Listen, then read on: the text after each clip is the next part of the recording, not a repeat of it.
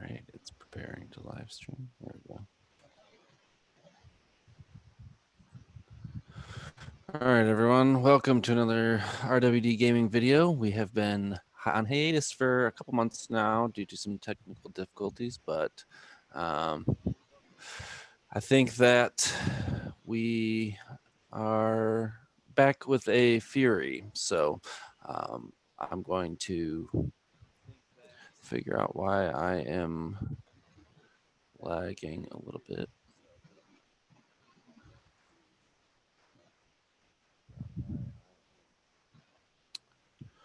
I'm going to go ahead and throw it over to my players. Philip, start us off, and we'll go from there. Hey guys, I'm Philip.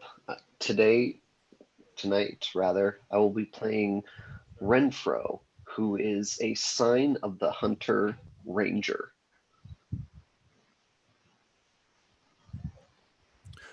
All right, Megan. Everyone, I'm Megan. I am one half of the YouTube channel Dice on Ice, and tonight I will be playing Madeline Knight, who is the sign of the occultist wildfire druid. So I'm excited to get into this setting. It looks super dope. Oh, I appreciate that. It's slightly subpar, above average, maybe. Chad.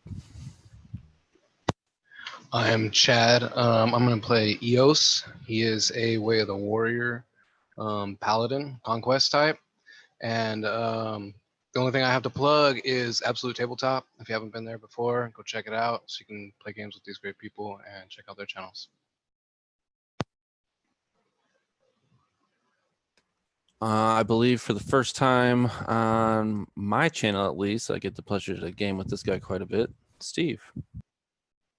Hey everybody, I'm Steve. I have the channel 3D6. It's also been on hiatus. It's starting up the end of this week again. I will be playing Oru, the barbarian, also the sign of the occultist. So that'll be fun. See how it goes. And finally, also new to the channel and also the first time getting the luxury to play with you, David. Hi, I'm David L. Weaver. I don't really have too much to plug. I am an artist. You can find basically this picture with the stuff on the back on my Facebook page. I am playing Sign of the Alchemist, Dr. Bertram Purcell Aberson. He is Artificer Alchemist. And yeah, it's going to be a hoot. Excellent. Certainly glad we could all get together for a October 30th spoopy Halloween edition of Vallendorn, titled Field of Bounty.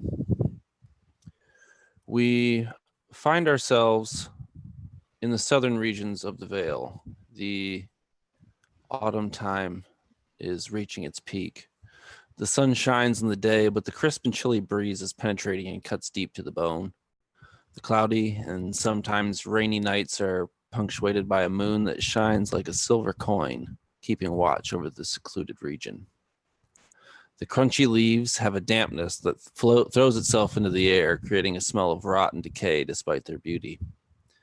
The coniferous tree is a dull green among the bare trees graying for the year, the cold months quickly approaching, nearing the cycle of death that is soon to be blanketed by a layer of snow frosting the world beneath it. Death is in the air, but that must stop no one. For here in the southern reaches of Glaveshire, the harvest has been in full swing. The fields picked carefully so that no meal be missed by the folk who call this place home. But the mood is somber. The once cheerful chatter replaced by the rattle of chainmail that patrols the streets. The gourds have gone uncarved, and the candles that would normally light each window lay dark. By the order of the demi-king Vallen, the traditional festival of Suh-Mahn will not be celebrated this year.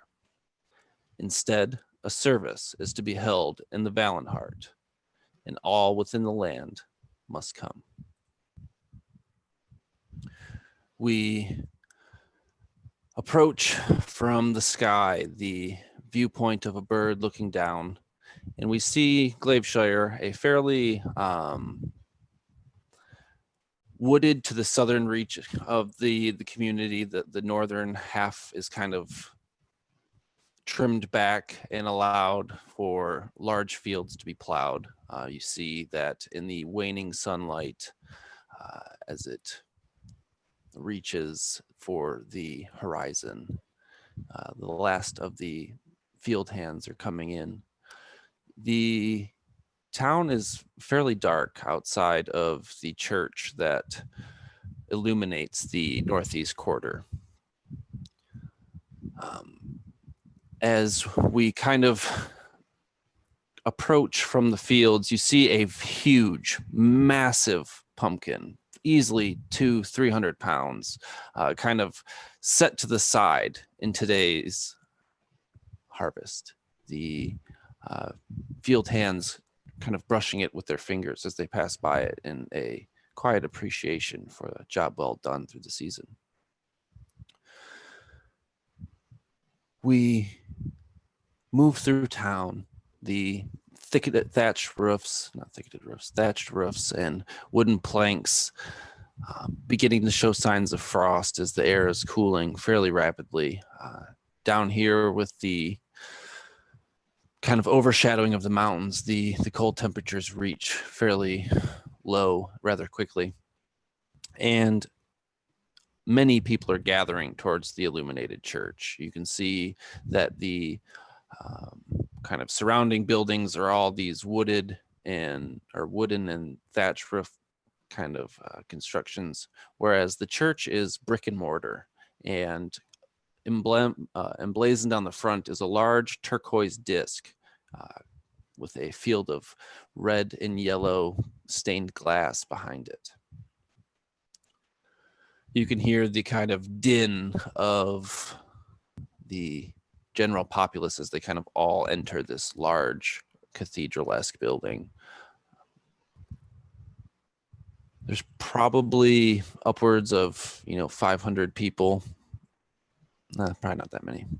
Yeah, 500 people kind of gathering in the outside areas and the inside of the building itself. Not everyone can make it inside, but the various priests of the creator have kind of aligned themselves outside the building to help those and teach the sermon.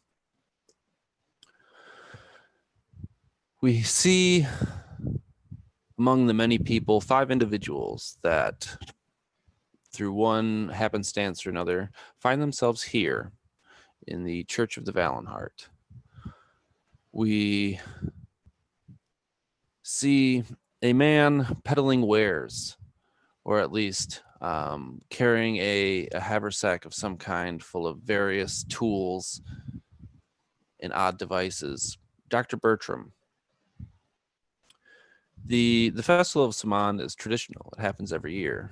This being the first year that it's been canceled. How are you reacting? Are you indifferent? Happy to be here? Most definitely. I am a little upset that, my usual fanfare won't be active as much as previous years. But it's always good to stay positive under a dark light. And the more knowledge, the better. Because knowledge is power. And power makes the coin. This is true. You have certainly made your fair share of coin through knowledge gained and utilized. Madeline, where do we find you? Madeline, as expected, has been making her way to the church, but along the way, she would be looking out for the guards, and whenever they turn their backs or avert their gaze, she would be carving small sigils underneath the leaves and the decayed vegetation on some of the wooden pillars that make up some of these houses. Sigils that I would imagine would be commonly used for the Suh-Mahn, or Suh-Mahn. She would create these sigils and just quickly cover them up again. And she's doing this slowly, as secretly as she can, on her way to the church. You give me a stealth check or a sleight of hand, whichever you prefer.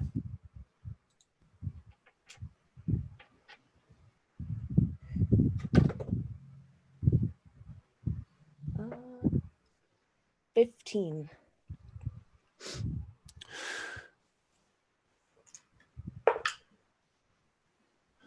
You travel a fair distance through the village without gaining much attention. You know, everyone's got a lot on their plate these days with bringing in food, the imposed tariffs on the food for the campaign that's happening in the east.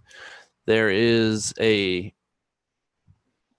lack of attention for the most part of the city. But as you kind of get closer in proximity to some of these people, maybe putting on one of your last sigils here or there, a woman sitting inside a window, finishing up whatever food preserves that she had been pertaining to that afternoon, sees you doing something odd, and girl, I wouldn't, not with the increased patrols, very risky. She would stand up quite calmly. I'm sure I don't know what you are talking about. I simply dropped something. I was looking through the leaves in order to pick it up. She gives you a worried expression, kind of looks about you, realizes that there is no guard in the immediate vicinity, turns away, entering the shadows of the house. Madeline would let out this sigh of relief.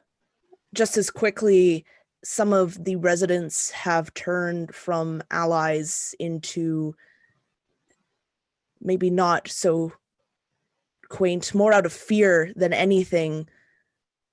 But she is glad that this woman decided not to yell out to alert one of the guards.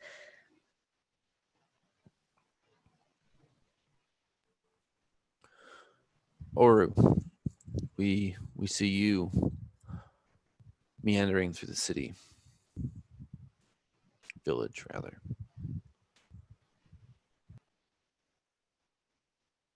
What is your perception of the cancellation of the large feasts, the joyous laughter of children, and the traditional gourd carving? I think Oru is quiet, but not taken aback by it. All things go, all things die, all things wither, even traditions. It'll be disappointing not to hear the laughter, but not uncommon. And so he is, perhaps even though rugged and scarred, as he's walking through the streets, he's handing out these smaller gourds that he's collected on his travel to the town to these children. Each of them with a symbol of a grave and an oar carved into it. He, for those who don't run from him, he sort of tussles their hair and creaks a smile through his big beard. Goes on about his evening. You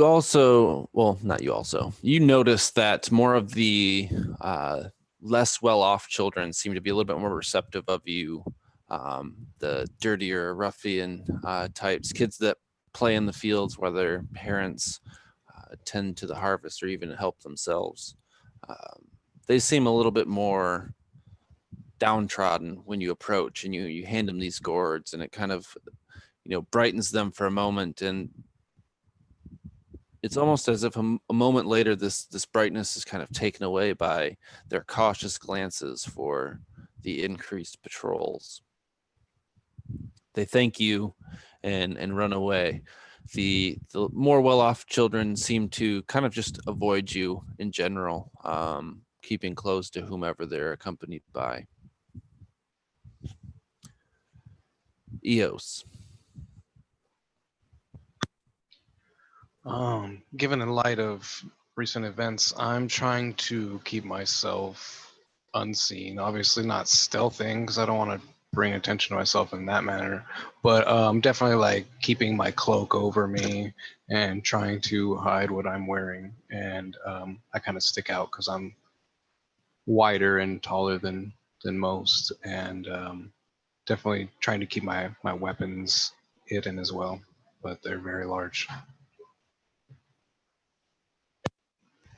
It's probably to be assumed that you've actually probably been approached by the guard a few times and asked to peace bind your weapons for the sake of being in the community.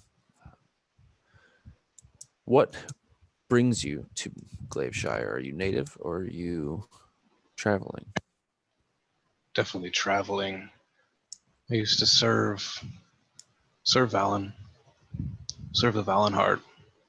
Now I prefer to separate Vallen from his heart. A desire you perhaps have kept to yourself. Absolutely. Renfro. You're actually fairly close to the church. You are seeing that they are kind of like gathering the large masses and ushering most people they can fit within the church. Smaller kind of like tents have been crafted to house the incoming populace from the fringes of the society. You're fairly close to the door. What are your opinions?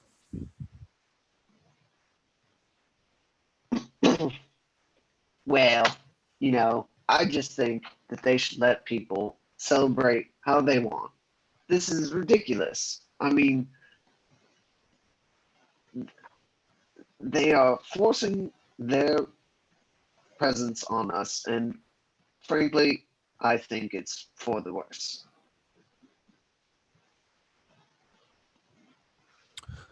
The five of you have, for lack of better judgment or not, been ushered inside the church. The building is more ornately decorated than most buildings are in the entire region. Some holds aren't even this luxurious. The church that you now sit within was crafted probably about 6 or 8 years ago. Construction was shortly after the Battle of Black Hill, in which Vallen's army clashed with a renegade elven legion, if you will, of savages that held themselves at the top of this hill, resisting most of Vallen's attempts to take their position. At the base of the hill, there's a river that kind of crests around half of it that creates a good moat for, better or worse, one side. Vallen ultimately won the victory as his noble soldiers fought valiantly up the Black Hill and storming it, but at major losses. The victory was blown out of proportion in a way to serve Vallen's purposes, and as a tribute to this victory, the church you now see was constructed. At the front, a person that you all may have come to know in the community, or at least heard of, as he's kind of held in the same esteem as the local duke. This is Father Triskel. He is a notable leader in the Vallenhart community. Eos, you may have heard of him just for his passion and devotion to the church in your time in Vallen's army. He's someone that gives, like, what's the word I'm looking for? Motivational speeches to the legions of Vallen to, bolster their zealotry for his cause.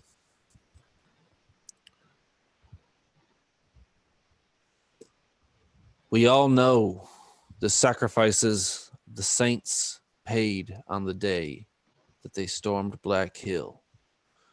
But the infestation of the elvish kind could not be tolerated within the realm of Vallen. So it's today that we honor the principles that these men and women stood for, their piety, their devotion, their utter subservience to the demi-king Vallen himself. They personified qualities that all soldiers should have. Their diligence and their belief in their leader gave them supernatural conditioning for the task that they participated in. And it is by the demi-king's wish that on this night, in which the pagans would humor the devils from the southern woods, we instead choose to honor our fallen and our comrades in service of our king. I would please like everyone to bow their heads in quiet contemplation. And you can see that for some, it is a quick act of subservience, and others a little more resistant look around to see who keeps their heads up. What do the five of you do?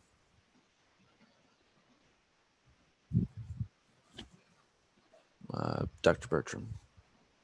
Dr. Bertram would already have his notebook out and chalk or graphite, charcoal, and be jotting down notes and watching the events go on.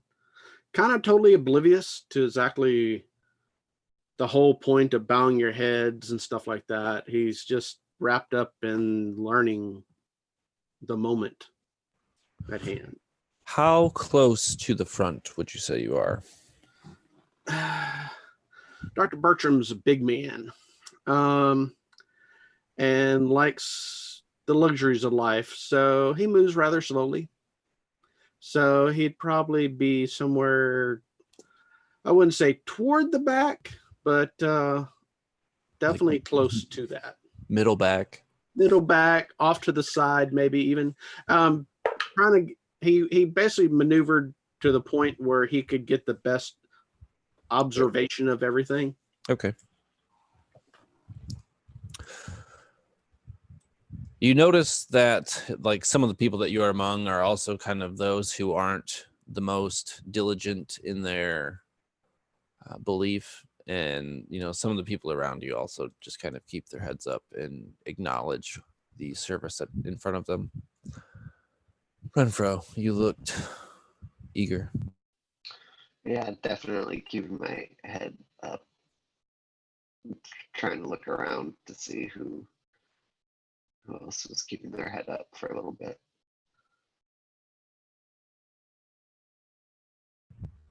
Like I said, most of the frontier mower crowd are those who have given themselves over to the Vallenhart. These tend to be more of the wealthier townsfolk of Glaveshire. You notice that the Duke, where's his name?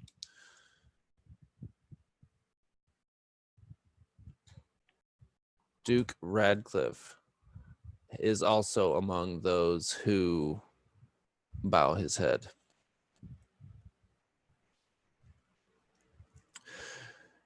He is definitely someone who hasn't necessarily welcomed the Vallenhart and the art forces of the extra patrols into the city. He's kind of more appeasing the powers that be. Go ahead and give me an insight check, Phil Renfro.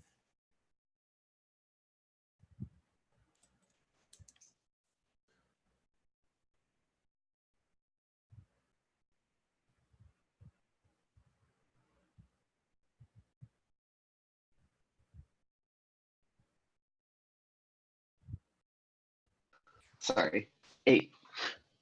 Womp womp. You can't really tell if he is,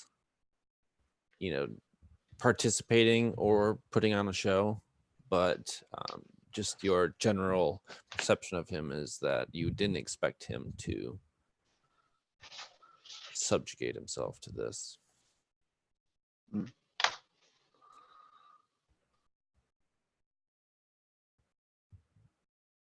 Oru. So Oru is standing at the back of the church, his back up against one of the walls, enjoying the cold feel of the wood. And he bows his head when this goes on, but not in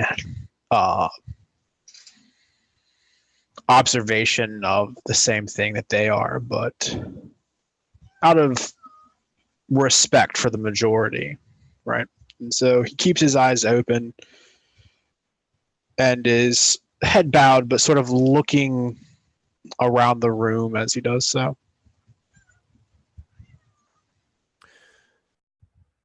You are, for the most part, out of the populace's view, keeping to the back. Give me a perception check.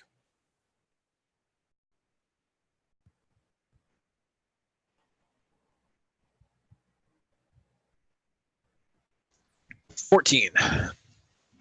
Are you native to Glaveshire? Are you from this region, the southern reaches of the Vale? I don't think, not born here, but perhaps for the last few years, I have lived and died here. Were you here during the conflict of Black Hill? How long ago was that? Probably upwards of 10 years. Probably at the very tail end of it. Maybe the last week, few days of the conflict, and then much of the time afterwards helping to dig graves. A service you hold near and dear. You feel the wood and the mortar and brick behind you kind of rumbling, as if the building itself was trembling slightly.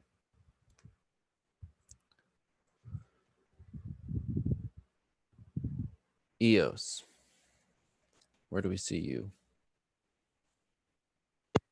Definitely leaned up against the wall. Probably near the doctor, close enough that if eyes came my direction, they would probably find him before me. Definitely playing the part of going through the motions of these traditions, bowing the head. But at the same time, trying to get a feel for some others of the crowd out of the corner of my eye. Give me a perception check.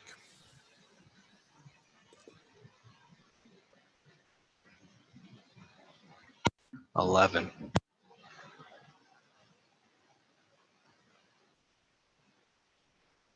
Like Renfro, not too far away, you also noticed that Duke Rancliffe is participating.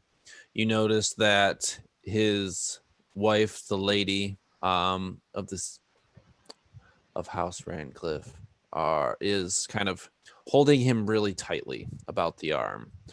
You can almost see like his tunic kind of bunching up beneath her fingers. Whether out of fear or an attempt to control her husband, She clings tightly to his arm. Madeline.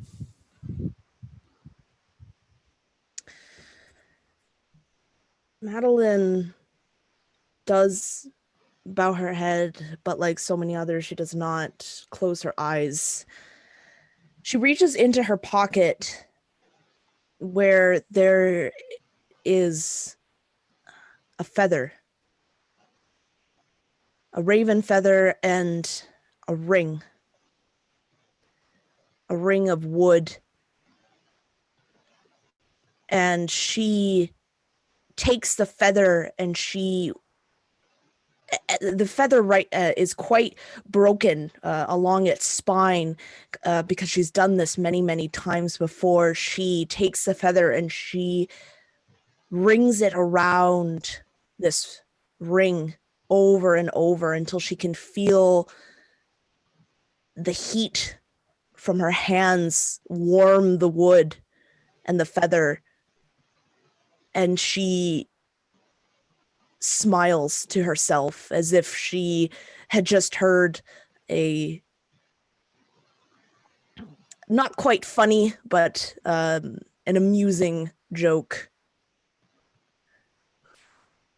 Are you native to Glaveshire or the surrounding region?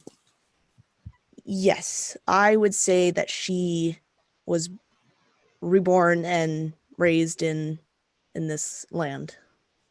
Then I need you to make a nature check, please.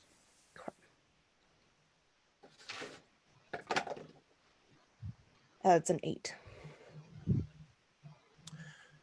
You get the general, like, oppressive feeling of like the dampness of wet leaves and like the kind of cold, chilly winds that kind of get right through your clothes and into your very bones.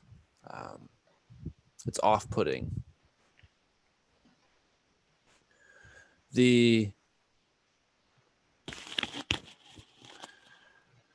father finishes his sermon, or begins to finish his sermon, when you all hear a loud scream come from the crowd outside. There is immediate kind of stirring among all the people in the pews as the cries become scattered from various regions, coming from the far reaches of probably the group of people that gathers around the church right now. They start slow and sporadic, and they begin to pick up pace. And or the humming that you heard is getting louder and louder, almost like bugs in the air.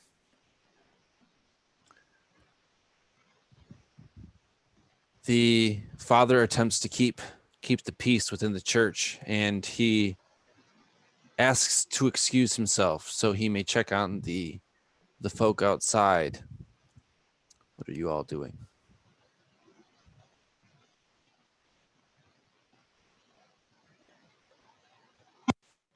Renfro's definitely interested in seeing what the commotion is about outside, and relieved to have a break from this sermon.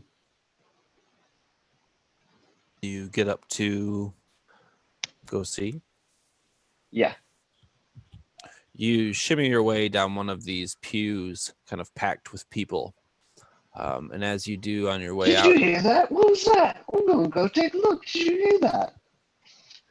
You begin to move towards the door, kind of brushing a few out-of-place characters, maybe your foot sliding past a bag full of magical trinkets and various odds and ends.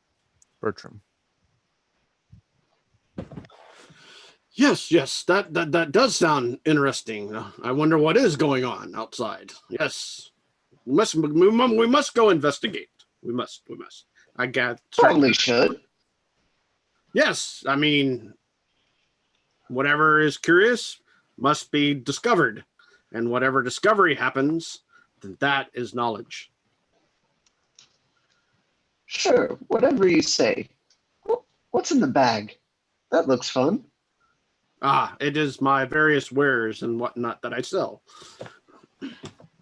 But we should go investigate. Let us go. After you, dear sir. Right this way. As the two of you politely allow each other to move in front of one another. No, I insist. You go first. Eos, Oru, Madeline, what do the three of you do as you kind of fringe the outside of the crowd?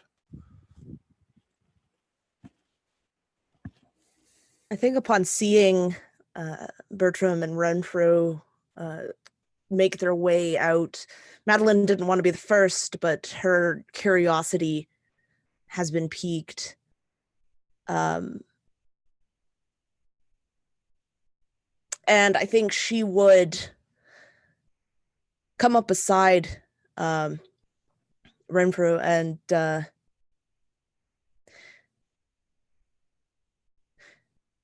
you seem rather interested in finding out what this is. Lead the way. Oh, of course, more the merrier. Come on down. Let's see what's out there. Anyone else? I'll definitely follow these colorful people as I ignite something in my pipe and follow behind them. Yeah, I'll wait for the parade of these individuals to pass by before I likewise walk behind them. Not quite as upbeat about what we might find out there. All right. As you make your way through the doors, it's kind of tough as some weight is being pushed against them of people trying to escape any way they can from whatever is causing this panic. So as you open the door, there's actually a couple of people that fall in and some people that are like grabbed by other people from falling. You see that one of the people actually like is starting to get trampled by people trying to push inside the church. He disappears under a mild stampede of these individuals coming through the door, and his muffled cries are drowned out by the cacophony of terror that's happening around you. The five of you see a silhouette created by various fires, either being ignited or were once small torches that lit these various makeshift temples around the church. People are screaming and pushing each other. Would Madeline be able... Madeline wants to try and save this man from being killed by this crowd. And so she would try to drop down and find him if she can. Give me an athletics check as you're just kind of like having to shove through people to get down to this guy.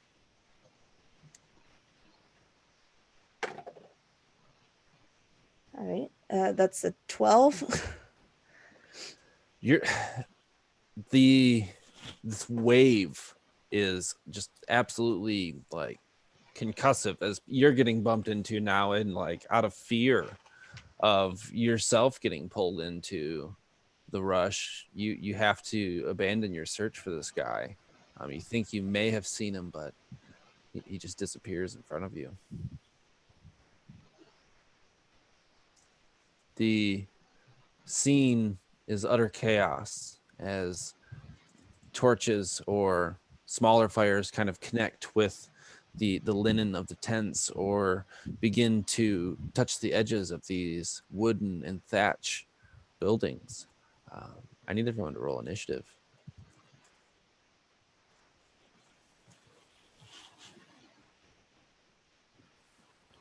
Bit of a waste of a nat 20, but I don't know, man. You might need it. I might need it.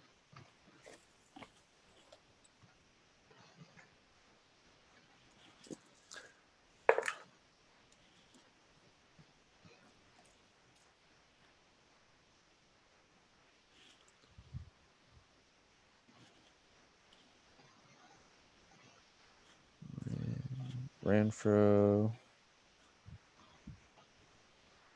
Bertram, and Oro, who's got the higher dexterity mod.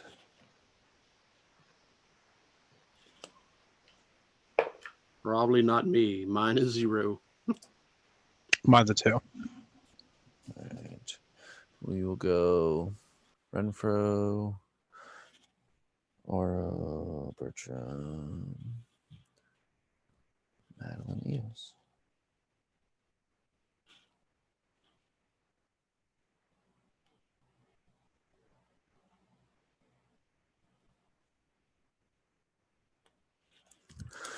So it's hard to distinguish, Renfro, what exactly is happening.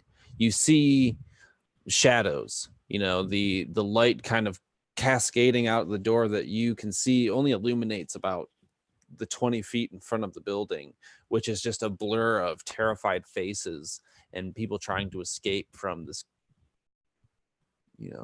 claustrophobic environment.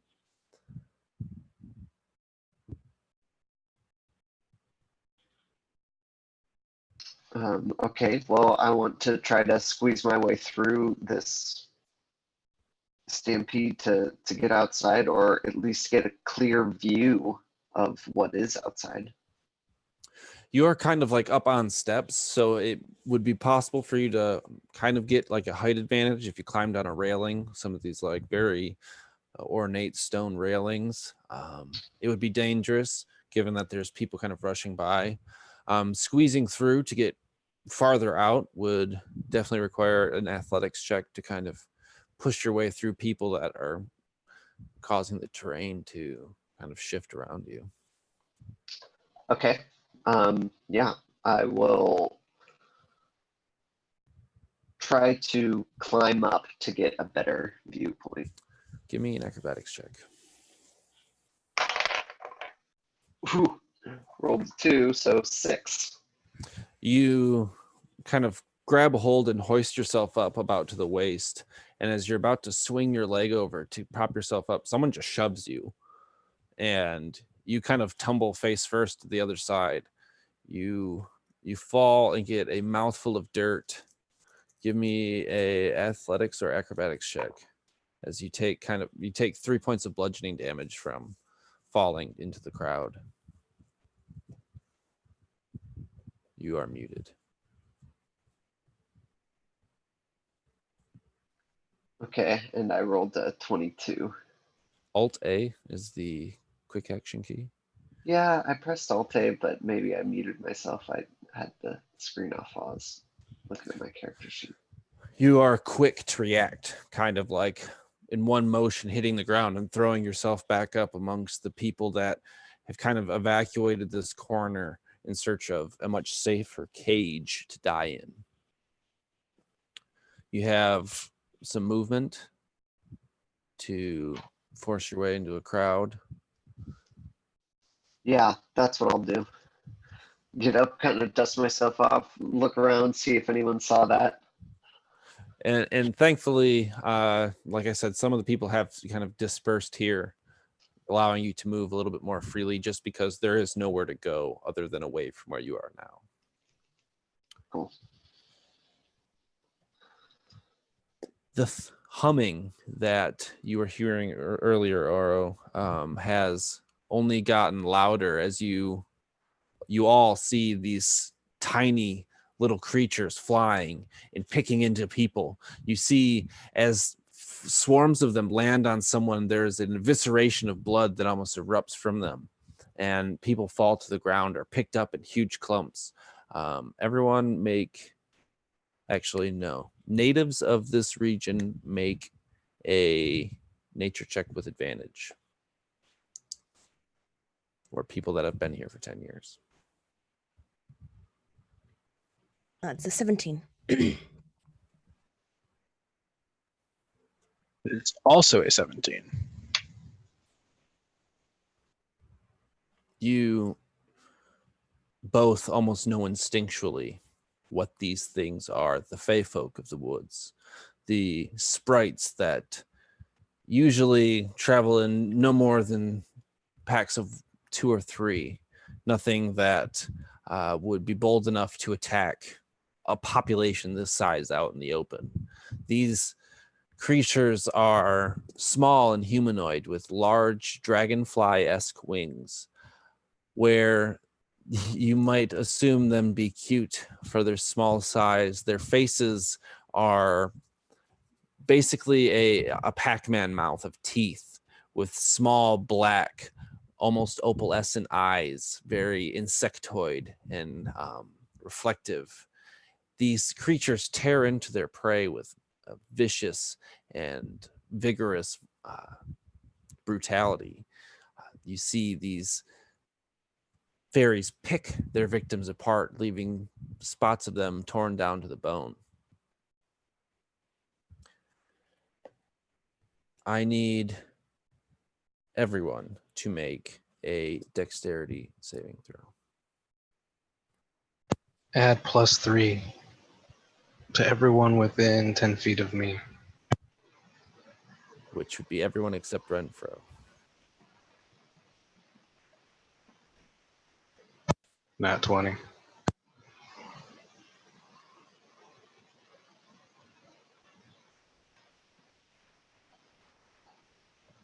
Six. 14.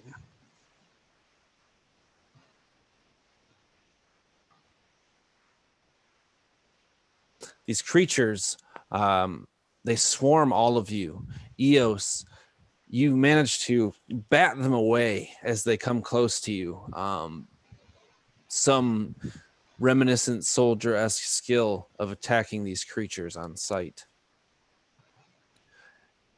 Those of you who fail, or everyone else besides Eos, will take 11 points of piercing damage as these small teeth find any open flesh they can, whether it's your face, your lips, your fingers, your arms, wherever, and they just bite and chew.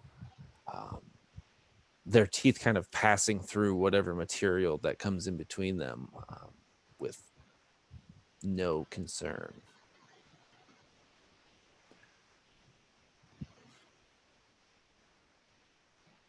Oru, these creatures assault you. You see the panic of the people about you. You have a few options here. Attacking and killing them would give you some sort of success. But in some... Basically, this situation has health. And depending on what you do, your skill challenge or your attack will kind of do some damage to the situation that's happening, to either cull the chaos or kill the insurrection, if you will. So what would Oru do to kind of bring peace back to Glaveshire?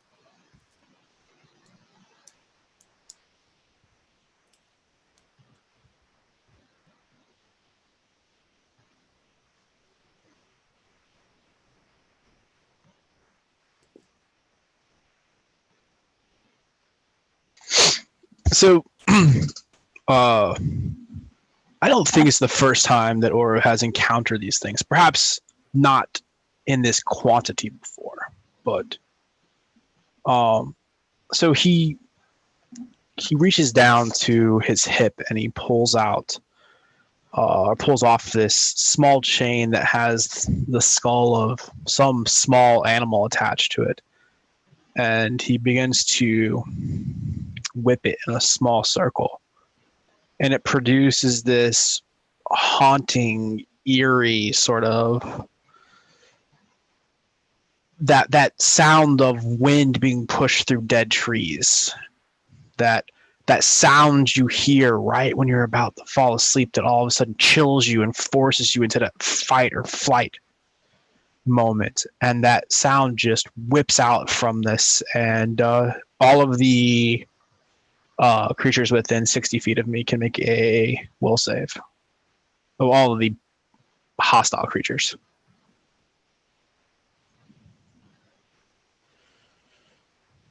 I'm sorry. Yeah, wisdom save, and it's DC 15. They fail.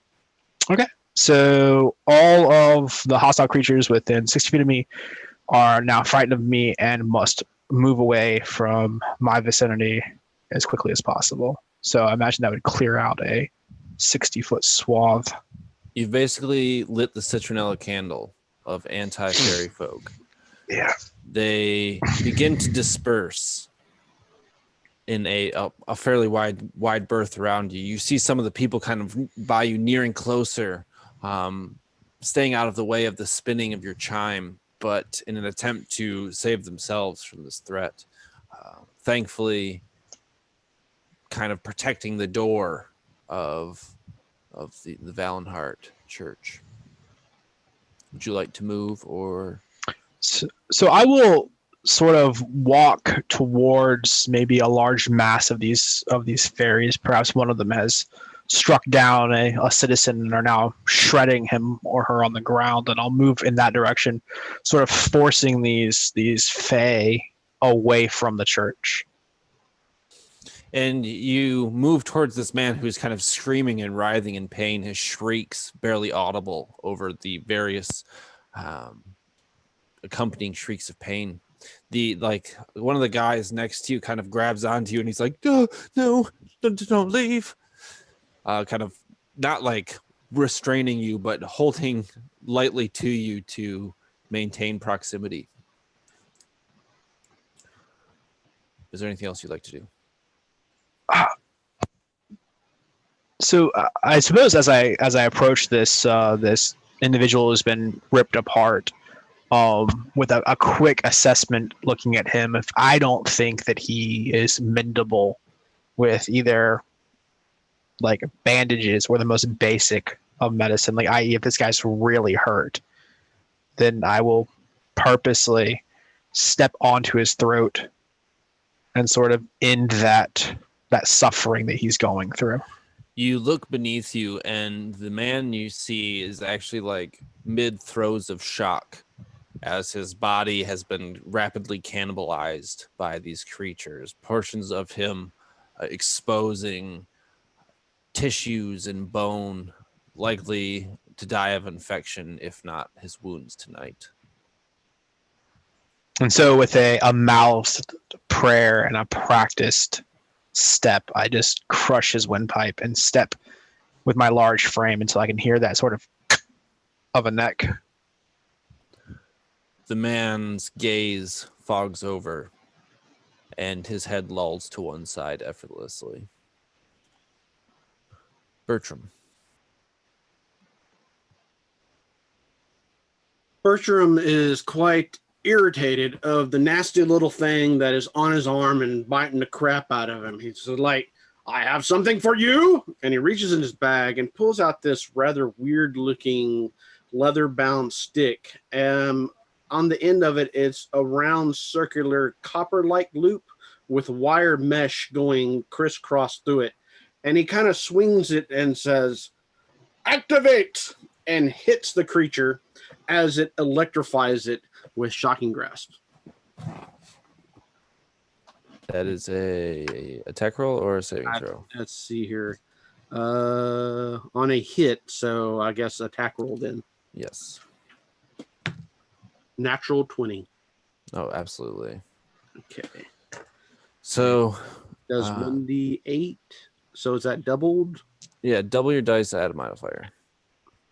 Oh, so roll any dice that you got, double it, add your modifier.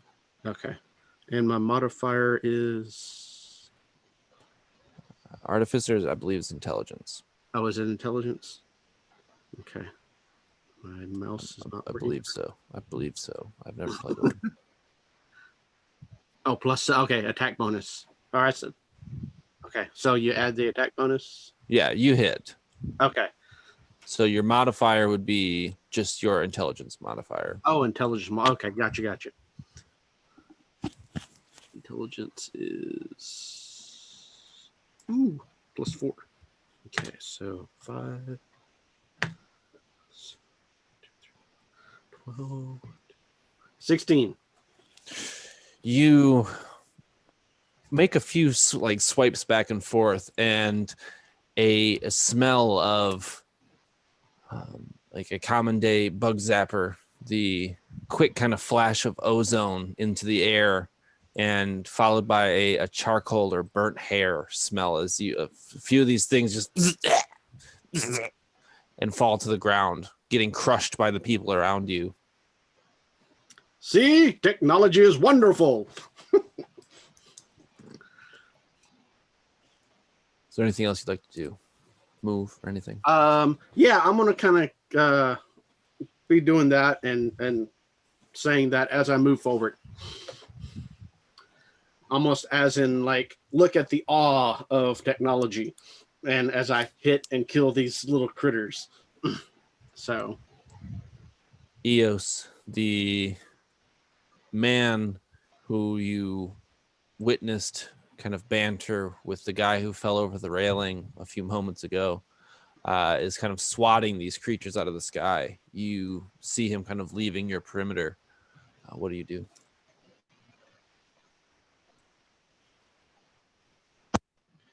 As it seems, these fey creatures are no friend of mine, I'm going to have to draw my weapon and use a bonus action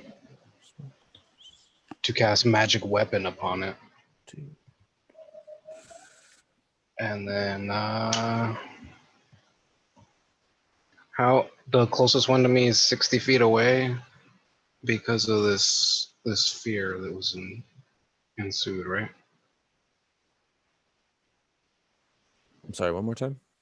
The closest creature is about like 60 feet now because they were feared away.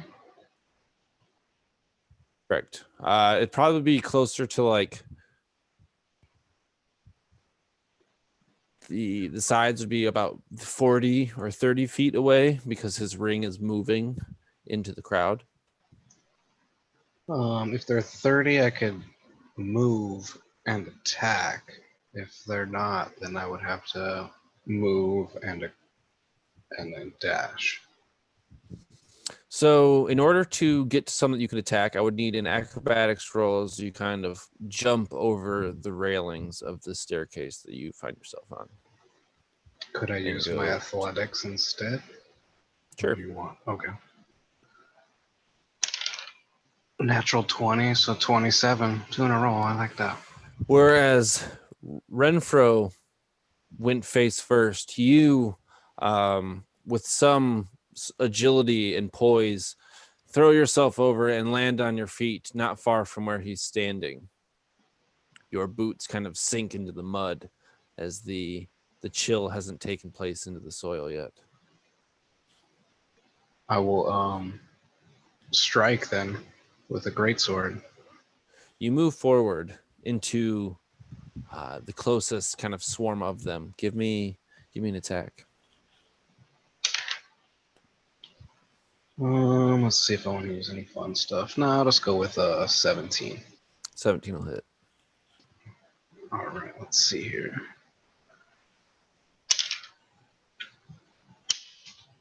Okay, max, I'll take that. 12. So 16 slashing. Oh no, let me add +1 for magical. So 17 magical. You swing your sword through the air, catching a few of these critters mid-flight as they kind of descend upon the crowd in front of you. Do you only have one attack? Do you have more? I have extra attack. Okay, yeah. Give me another attack. 21. Hits.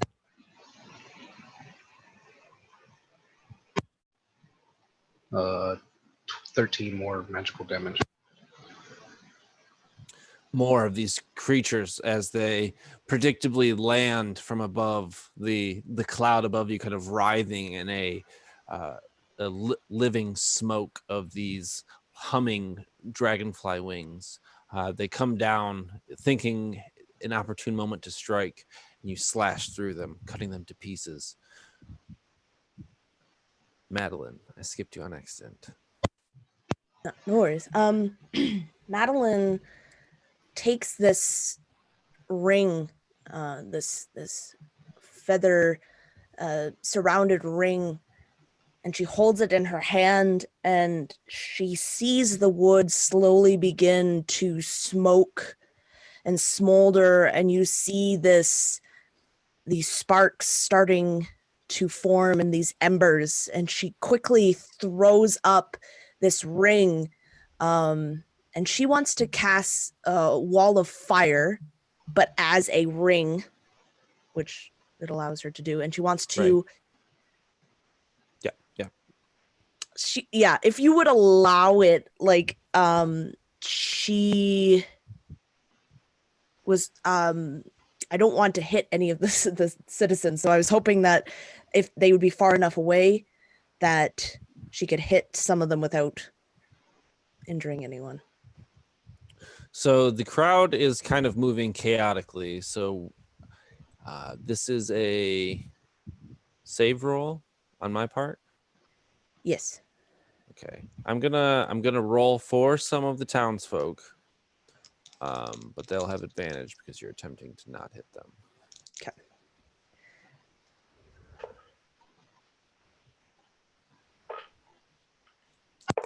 I would give them all plus if they're next to me. You see the air shimmer as your spell comes to life, and this ring of fire encapsulates a swarm of these creatures descending on a few people. Give me some damage. All right. That is going to be 19 points of fire damage. The once dark kind of alleys and like courtyard just outside of the light of the church illuminates as small little pyres ignite in the air of these things kind of engulfing in your wall of fire, like sparklers that ignite and flare out.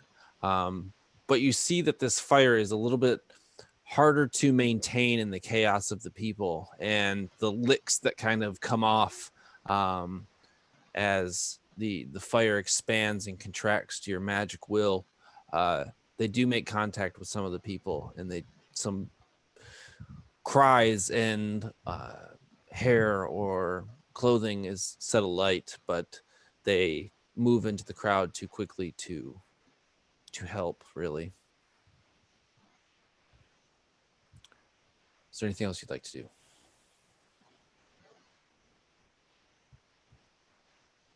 No.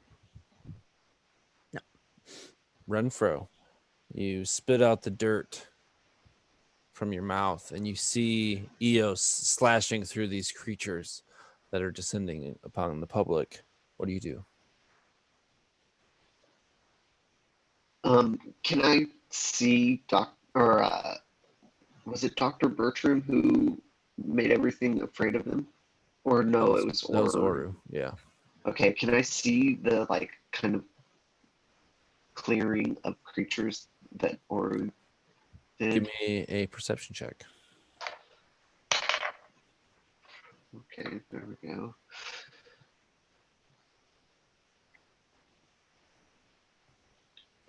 $23.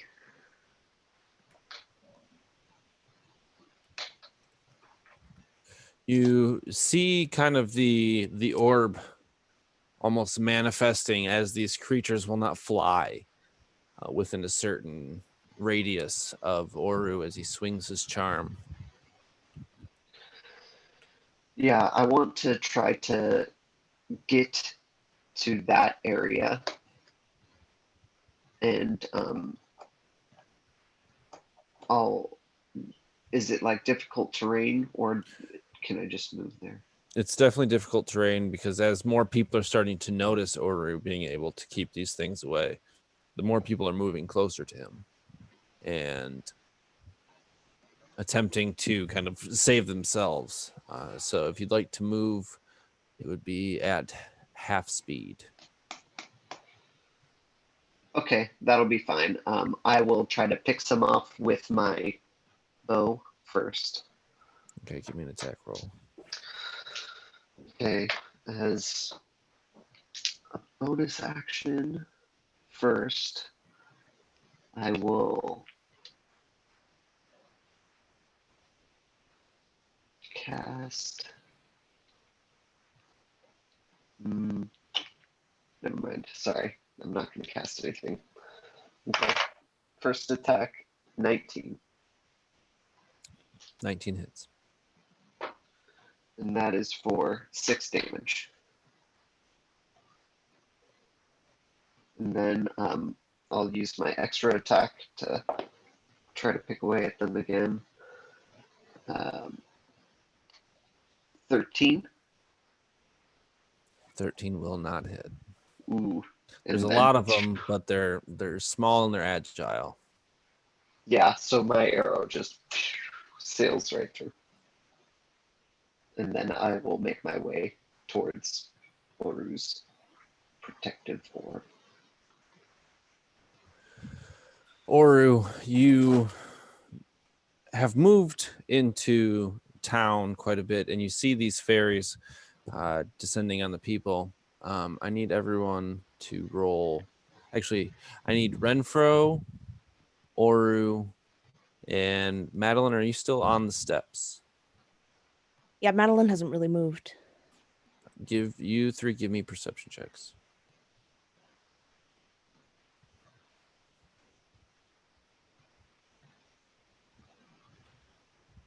That is a 24 for me. 10.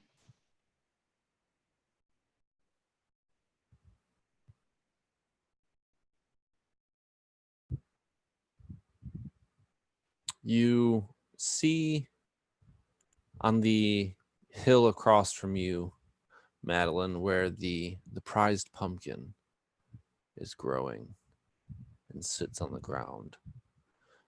You see the fairies are attacking it. They're not eating it. The pumpkin shape still seems pristine, but they're almost pulling on it and tugging it.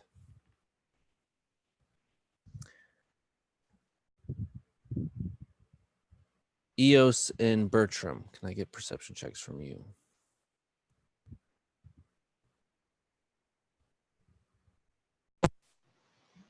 Eight.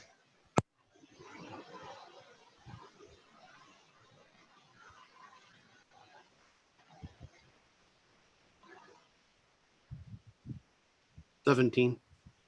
Bertram, as you kind of gaze off into the eastern part of town, you see that some of these clumps of fairies are picking up torches and tossing them onto the thatched roofs. And as the kind of torch rolls back down, it catches the thatch, and some of the huts and houses on like the part of town you're in are being set on fire. We must get out of here. There's fire. Bertram, Outside. Eos, and Madeline, I need you all to make dexterity saving throws.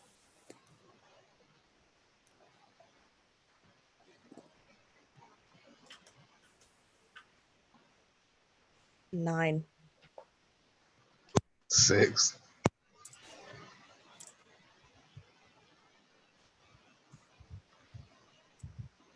Is this a spell being cast?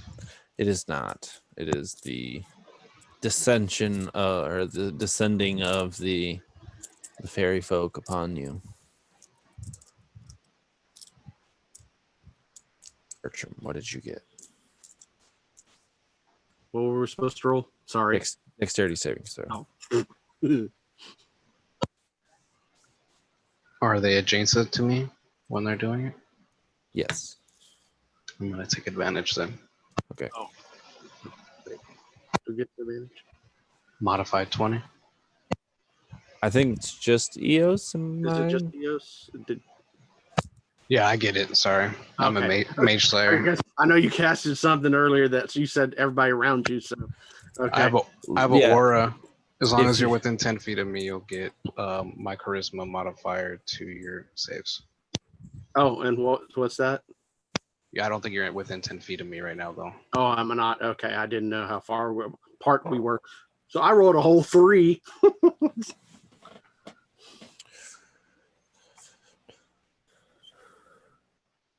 The teeth continue to shred into your flesh. You see some of them have like even kind of weaseled under your clothes to find a bloody piece of meat to chew through. You all take 14 points of damage. Oru, you see none of this. The fairies have, for the better part, kind of kept their distance. And it is your turn. So still spinning this this small chime in his right hand. There's a loud sort of snap as a button comes undone near his waist, and this bone flail slides into his left hand.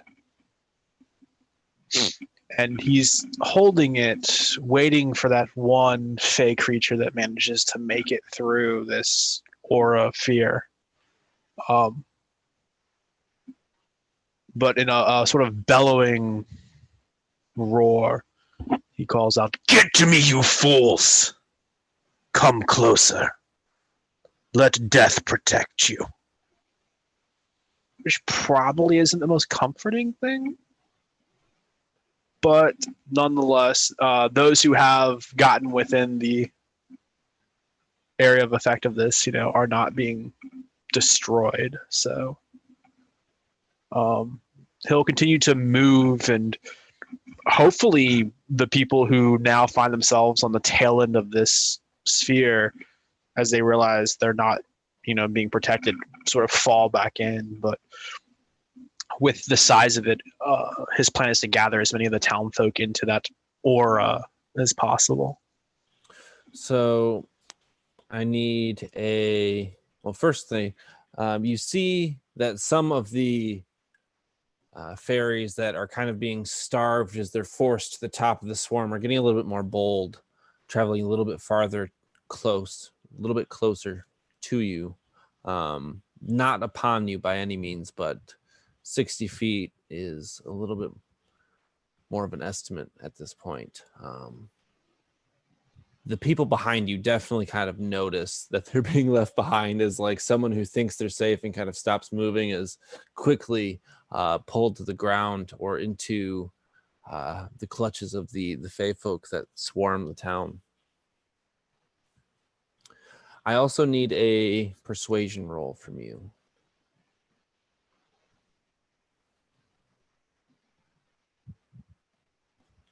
So with or us, intimidation, if that actually applies better. So with a 12 on a die, it's a 12. Perfect. Really, the only people that are like listening to what you're saying are those immediately next to you, and everyone else is just kind of following you out of self-preservation. Is there anything else you'd like to do on your turn? No, not at the moment. Like I said, just sort of trying to shepherd these people, gather them up in a cast net, as it were. Bertram. I'm getting bit more and more. Bertram swings violently with his shocking grasp stick and attacks once again. Rolls a natural 18. That'll hit. Yeah. Plus a lot. 8 points of damage. Okay. And I think that's... And I want to move. Keep on moving. Trying to move out of...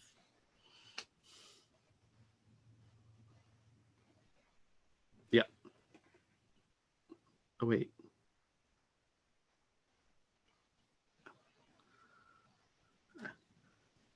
Sorry. I need to roll in. It's 2d8 for our level. All right. Give me another one. That's fifth level 2d8. So extra 6 points damage.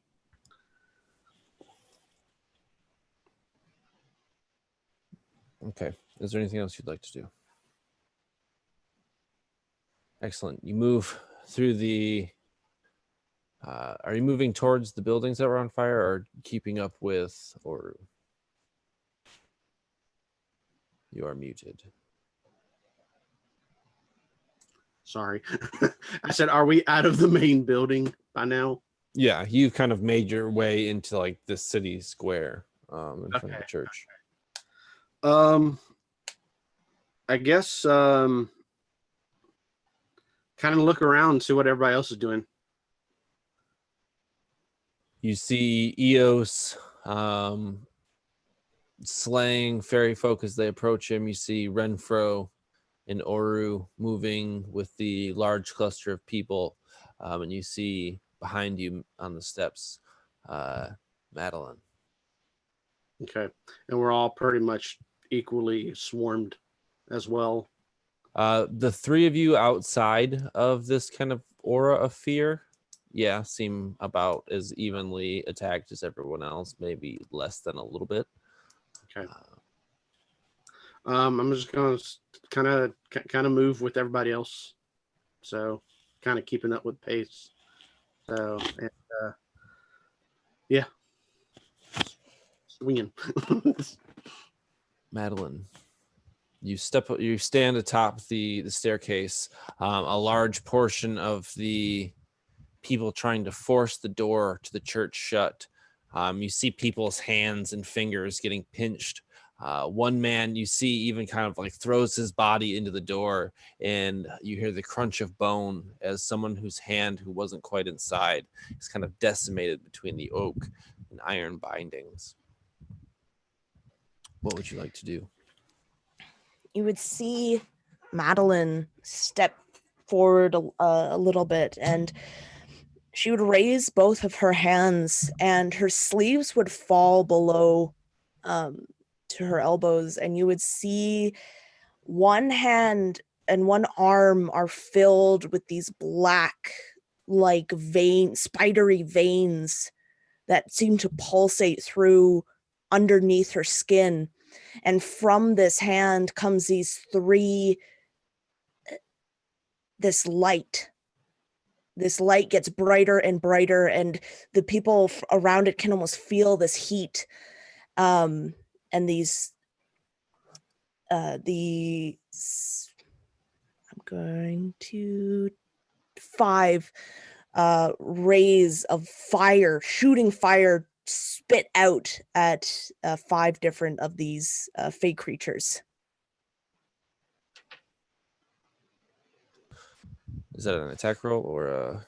Yeah, it's an attack roll. It's Okay. a scorching ray. So, okay. Gosh. So one is 22, and then a 19, and then a 20. A 20, 20 anything 25. will definitely hit. And then a 12, and then a 13. Or sorry, a 23. The only one that didn't hit was the 12. Okay. And so then so then that's going to be sorry, there's so much math, so much rolling for scorching ray. Right, here we go. Then that is going to be a 6. This is damage. An 8, a 7, and a 6. Another 6.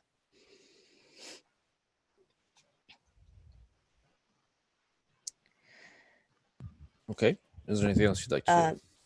Yes, so with her other hand that she has raised, you see the opposite. There's these, it's almost white veins in the same way of the black ones on her other hand. These are white, almost bright, almost glowing. And she, as a bonus action, casts Healing Spirit, which is this aura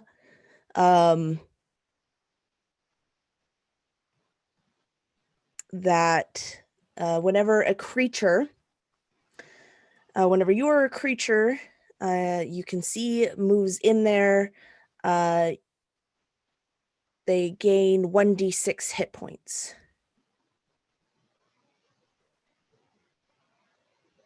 Moves within what? Within a 5 foot, no. Yeah, 5 foot cube. Okay. And you cast that on yourself or? No, just she's going to cast it where hopefully where these people are kind of huddled around Oru, just to add some more Vitality. healing. Yeah. Okay. I dig it. I dig it. Is there anything else before? That's it. So these beams of light erupt from your cloaked figure, searing lines of these fairies in the various blasts that shoot out around you. The smell of iron as blood has kind of soaked into the ground perpetuates the air. And when you do not, you smell this iron, you get this wisps of burnt hair and now black smoke as like some of the interiors and the thatched roof and maybe even some of the pitch used to kind of hold and water seal the wood roofs that are kind of fancier together begin to light from the chaos. Eos. There's still encroaching. These fae creatures are still attacking, or Their numbers are thinning, but the monstrosity of a swarm that encompasses the aura around Oru as they're kind of pushed away and cycled into kind of, like those big swarms of birds that kind of just move as one cohesive unit, or a swarm of fish. That's what these things are, but just kind of droning with the sound of locust. and so there's no like central being that seems to be controlling it or anything. You can give me a perception check. I got natural 1, so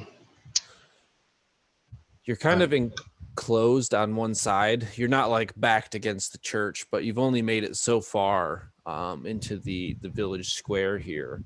And just the people kind of dispersing now, opening it up and freeing up the terrain.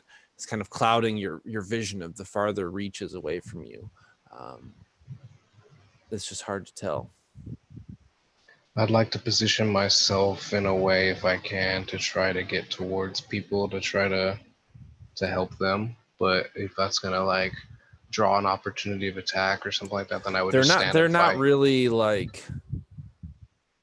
They're more of an environmental effect rather than like an actual monster that can provoke or enact an attack of opportunity. You're kind of already getting attacked by them. They can't attack you more. Okay, then I would like to like attack and move and make my way towards some other bystanders. Give me attack rolls. All right, that is 26. That'll hit. I'm gonna reroll that with great weapon.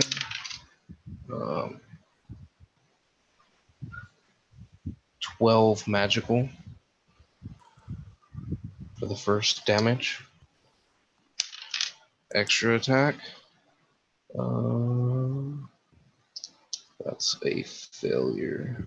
I'm going to use my channel divinity to add, or does a 1 automatic failure no matter what? How do you want to roll that? That'll change things, I guess. If 1 is an automatic failure, I guess in regards to just like an attack. Right. For the most part, yeah, it's a failure. Okay. Well, I guess what is your ability? I could add 10 to it before you declare if it's a hit or not.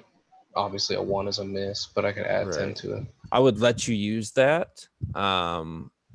I will give you some insider knowledge that an 11 won't hit. Okay. But I guess Yeah. you would have modifiers still, so yeah, you can do Right. that. You could do that. 11 plus 7. Yeah, it'd be 18 That'll hit. altogether. That'll Okay. hit. Reroll that with great weapon. All right. 19 more 12, magical. 12 magical and 19 magical. Is anything in there considered like a creature dying? Enemy or friendly?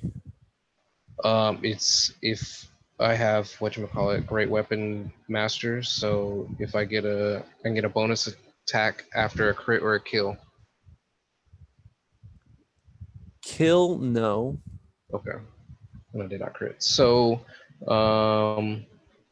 that will be what I have because I have no bonus action.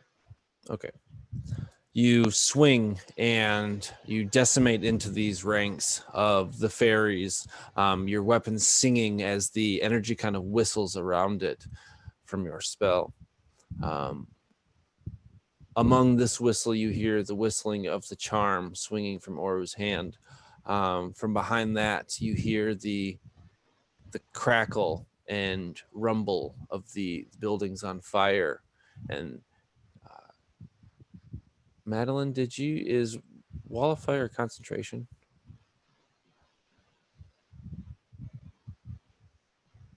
Roll a concentration.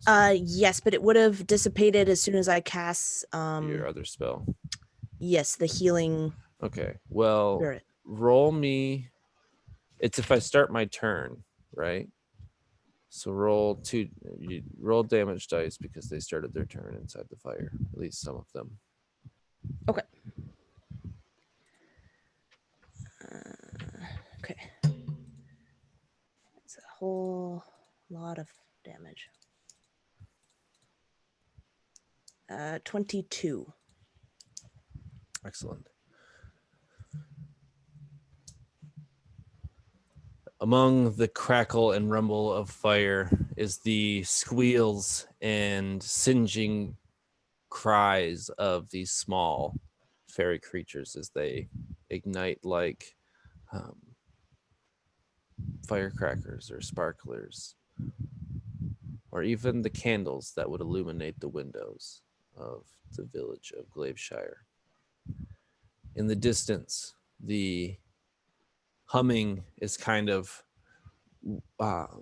flowing away, and this huge swarm that has kind of decimated the population here is kind of starting to drift. And you see that they've almost made like a funnel back towards this hill.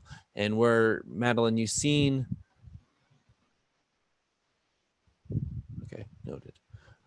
You see a large portion of this flock begin tearing into the ground around that large pumpkin, and they're revealing something odd. There's actually a much larger pumpkins underneath it, and it begins to move as a large viney arm emerges from the ground and slams itself onto the base of the pumpkin, and it begins pushing the ground, giving way, dirt falling from around this huge pumpkin.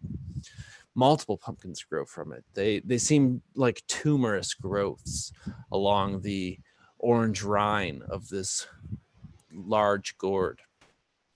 Finally, a second arm emerges, slams on the ground. These fairy-like creatures are being crushed under the sheer size and weight of this plant material that is the appendage of whatever is coming out of the ground. Finally, as the large portion of its body crests the hole that it was buried in, dirt kind of cascading down and filling in where it once lived, it begins to rip and tear.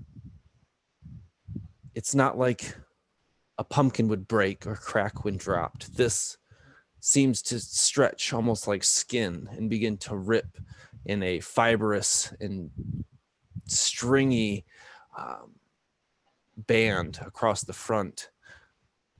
In front of you, the large pumpkin eyes have ripped open on the surface, and a large mouth crests each and every one of these tumorous growths, all of them reminiscent of faces of men and women long dead. And that's where we're going to take a break. So we will meet back here in 5 minutes and fight this thing. Awesome. Alrighty.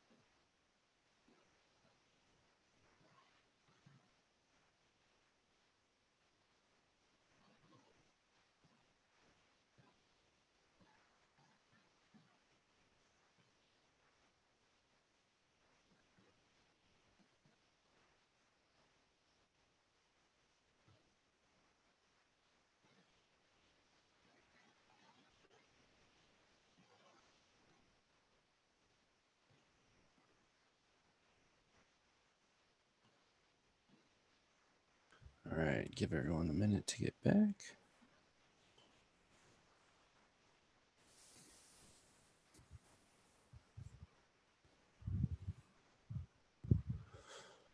Spooky pumpkins, vicious fairies, no candy. I was promised candy. You forgot to add "oh my" to it. Oh my. We were all promised candy, Chad, and none of us got any candy. Where's the petition at? Kickstarter to petition for candy in Glebeshire on the festival.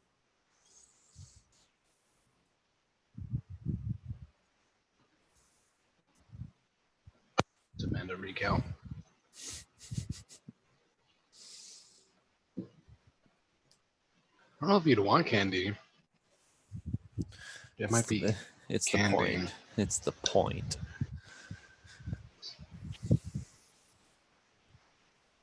All right, we'll give Steve a couple more minutes. Steve doesn't come. He's the sacrifice that we make to the great pumpkin. Okay, Charlie Brown. I just call it like I see it.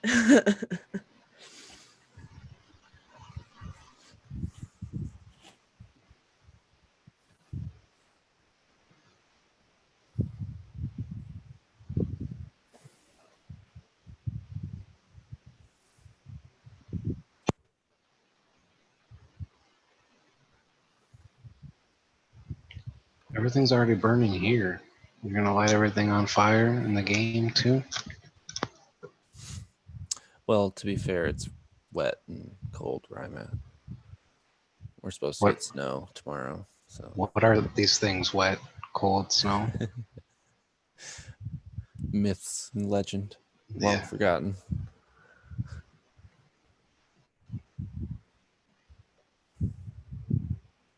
We must make a sacrifice to the great pumpkin to appease the nature gods.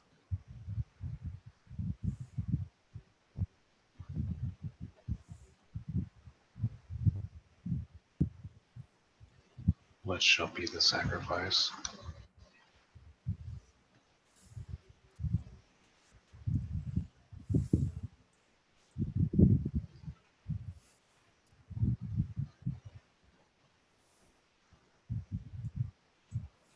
Blood. Blood will make the grass grow. We've already soaked the village square here.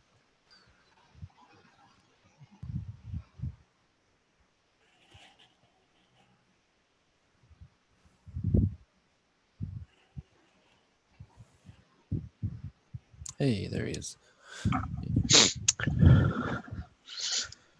Red-Eye Jedi.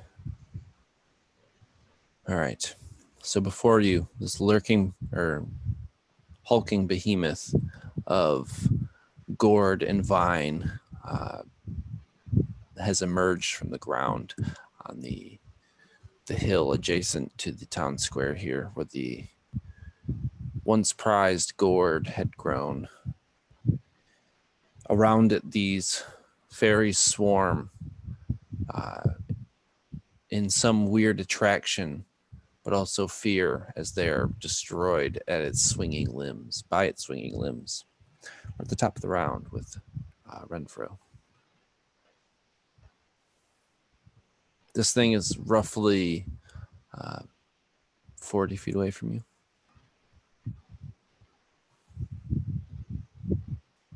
Okay, that's a little closer than I thought. So, it doesn't seem like these Fae are going to be attacking us as much anymore, right? Maybe. Okay, well, I want to cast Hail of Thorns as a bonus action, and then start loose a couple arrows towards this hulking behemoth of a pumpkin golem.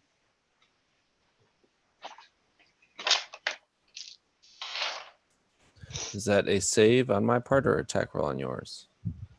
It's an attack roll on mine, so I'll just do 2 normal attacks with my bow, Okay. and then Hail of Thorns adds a d10, but you'll have to make a dexterity saving throw.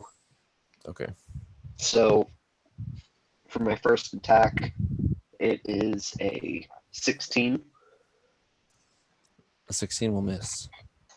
Okay, as an arrow sails by, and then Oh, my it's not so much a miss as your arrow sinks into its flesh, but its kind of carapace-like body prevents it from getting deep enough to cause damage. okay. It's So I'll try to. You missed, but it's kind of huge, so it'd be hard to miss. Is extra attack only if the first one's successful? No. Okay, so then my second attack is a 20. That'll hit. Okay, great. And that will be 17 damage Total? total. As first the arrow hits it, and then just kind of splinters off, almost explodes, and lacerates the flesh further. Yeah, you see the second arrow pierces deeper and then, like you said, explodes, releasing this barrage of thorns. It's kind of left like a craterous impact on its flesh. The fairies seem less dense around the population as they kind of ebb and flow around this creature.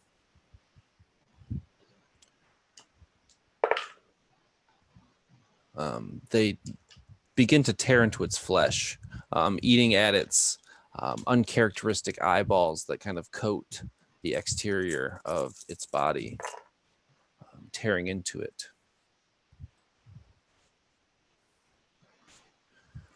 Chunks and kind of like the what would be pumpkin juice would be trickling down the side, but you see that it's a little more crimson than you anticipate. Some of the eyes are torn apart and ooze down the side of the pumpkin, leaving these very jack-o'-lantern-esque holes that glow with an inhuman fire.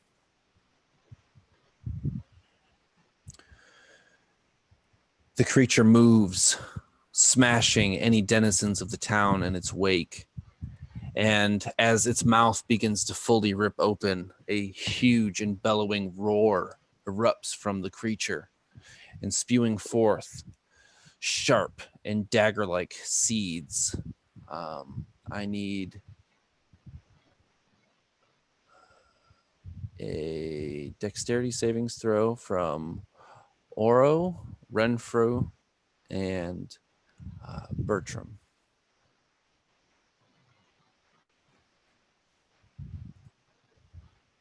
23.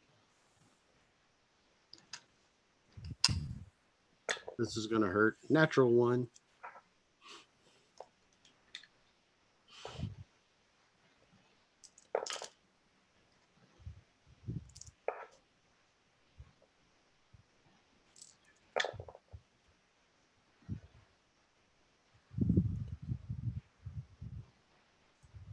Oh, 15 for myself. Renfro, you managed to duck behind some of the people that have crowded around Oru. But Bertram and Oru, you feel these sharp and almost barbed seeds dig into your flesh. You both take 32 points of piercing damage. And Renfro, you take 16 as the seeds rip through the people in front of you. Okay, I want to use one of the abilities for the sign of the hunter. Okay. Which is Hunter's Focus. I can occasionally shrug off injury with Hunter's Focus. Use your reaction to roll a d12. Add your Constitution modifier, which is 2, to the number rolled, and reduce the damage by that total. So reduce the damage by 9. Okay.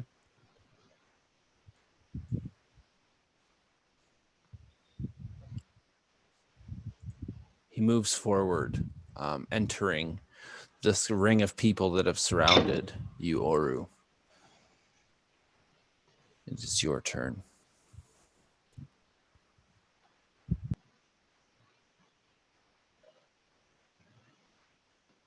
So Oru hands this chime, which seems to almost spin and play itself at this point, to one of the children nearby. Before there's another snap as another flail slides to his other hand, and he begins to whirl these two flails. His skin takes on this sort of pallid complexion.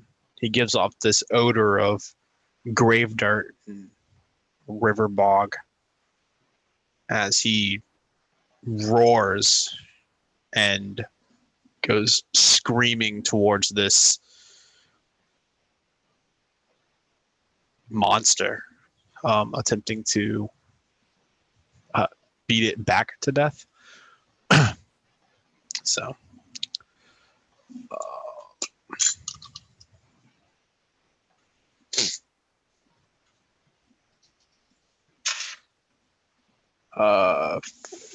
first hit's a natural 20. The second hit is a total of 18. 18 will hit, and obviously right. 20 hits. So roll. And the damage. third will be a 17. 17 will also just barely hit. Okay. So for the crit, roll your dice twice, add your modifier. All right.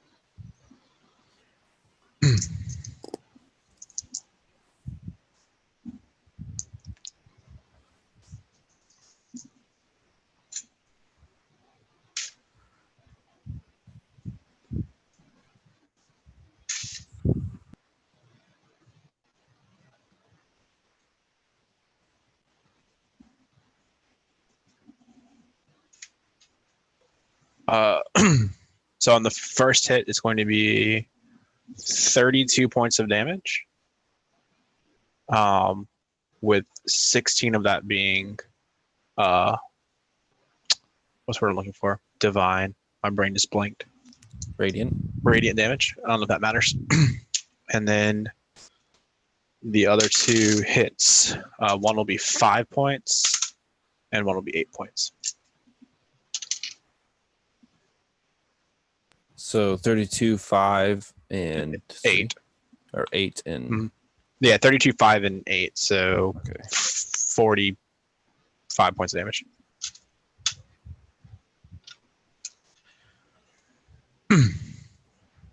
Okay.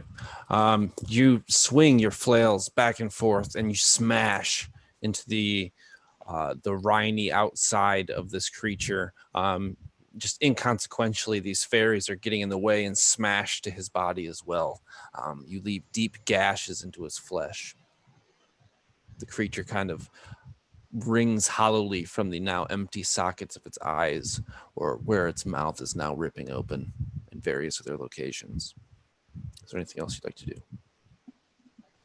Not at the moment. Okay. Bertram, you have been swinging and swatting at these fairies who have now vacated the area. Parts of the town are on fire, and this creature has appeared before you. Right after the creature basically threw up on him, and he's pretty much not severely bleeding, but you can definitely tell he's pockmarked all over. Bertram kind of stops, puts his little wand stick thing back in his bag, looks around for some kind of outcropping, basically cover, and goes to it and digs in his bag and pulls out this jar of some kind of salve and rubs it on the little parts of his body, casting cure wounds on himself. After he does that, as a bonus action, can I chug a healing potion? Sure. So after the jar is empty, he throws that down, pops open a cork, and drinks that too. So you shuffle over to this building, uncharacteristically untouched by the chaos droning around. And as you shuffle over to like the railing for protection, you see an empty window, vaguely smelling of preserves. You throw the jar down and the empty glass container spreads, and the impact moves some of the leaves, revealing a small sigil by your foot. Oh, can I holler out something, or? Sure. There's something here on the ground. You call out into the cacophony of chaos. Some hear you, some give you what attention they can, but continue on trying to escape. Okay. I'm going to study it afterward. I get done. Madeline. Madeline's focus is on this great beast of a pumpkin. How tall is it? You said it rose up a little bit.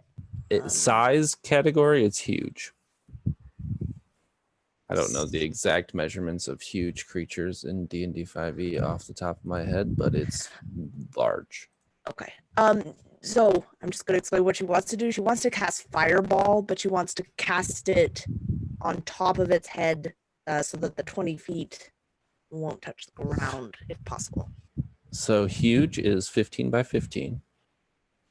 Okay. So hitting it in the head would still get some of the stuff on the ground. So if you did it 10 feet above its head, it would kind of rain down upon it and hit the fairies as well. Perfect. That is exactly what she's going to do. You see that Madeline, instead of having one hand in each in these veins, she puts her hands together, and you see the black veins now radiating from both of her arms, as this fire is much larger than the other kind of pot shots that she had had before. And just this explosion of fire comes radiating out of her hands and right in the direction of this pumpkin. Is that a save on my part? That is a dex save. 16. B.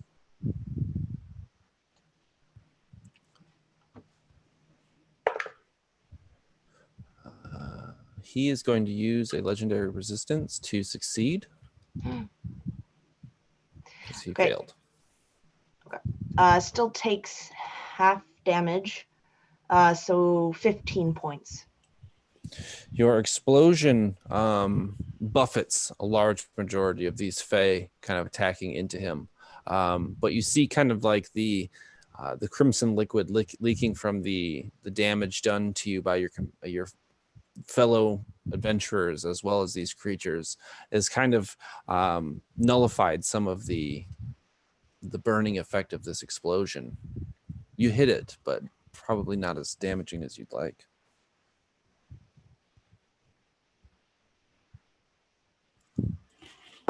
Sorry. As a bonus action, she's going to move the healing spirit to encompass as many of the people who are fighting the pumpkin as she can. Okay. Which means that for the rest of you guys, it means that at the beginning of your turn, you can heal 1d6 hit points. But probably not for Oru, since he's like right there. Yeah. Probably hitting Renfro and soon to be Eos, as Bertram is ducked for cover, kind of away from the creature. Yep. Eos, it is your turn. How far away is this monstrosity from Eos now? You would be able to close in it in one move.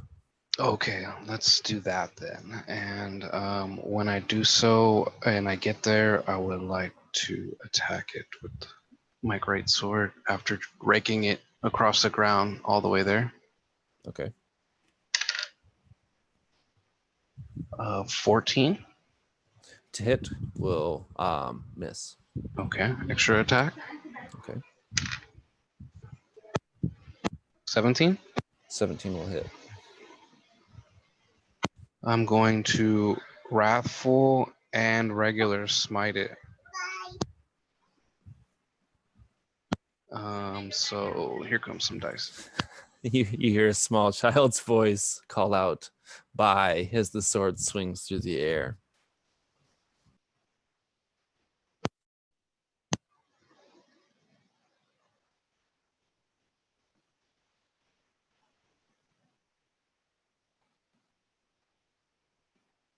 Do the different types of magic types matter? Or do you want it all together? Or Give it to me all together, because he doesn't resist any magic types. okay.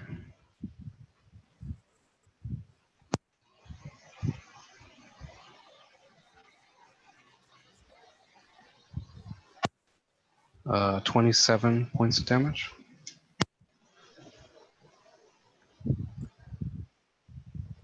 You carve deeply with your blade into the body of this creature. And as you do, you almost carve a chunk of the pumpkin away, revealing a more humanoid face as compared to the jack-o'-lantern caricature that was painted over this deformed pumpkin. Give me a wisdom saving throw. Okay. Is this a spell related thing? Well, is it coming from it? You actually won't receive any damage. I just want to Okay. see Just how... matter if I get advantage or not. It's just a straight wisdom. Yeah. 17. You carve deep, and as you flay some of the flesh off, you recognize the face, for better or worse, that you're starting to see created from the chewing of the creatures, as well as the damage inflicted by you and your fellow adventurers. It looks strangely like Sir Saint Germain Corvée, a leader in the Black Hill conflict. He is a general in Vallen's army of quite a bit of renown, having been in his militia at one point. You would have at least heard of this noble sergeant who, even though he was fighting for the Vallenhart, was very compassionate about those that he helped conquer, making sure that their societies weren't just utterly destroyed and left abandoned. He would help reinstate local leaders and try and kind of appease the townsfolk. He has since been killed. And it's his kind of portrait that is now portrayed on the larger gourd of this Titan. Wow. I'm going to have to bonus action a spiritual weapon on top of it. Okay. What does this spiritual weapon look like as an ex-soldier of the Vallenhart?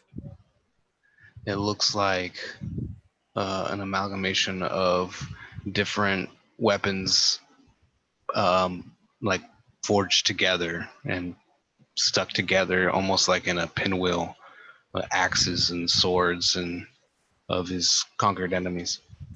This brutal weapon of melted steel with every sort of piercing and slashing damage available. 23 to hit. That will hit. And 8 points of force damage. Okay. Again, this thing carves into this largest gourd, revealing more of this grotesque kind of carving revealing itself on this monster. Top of the round, Ranfro.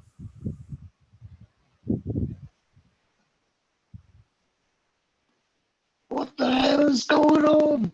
Oh my goodness! Like, this is crazy.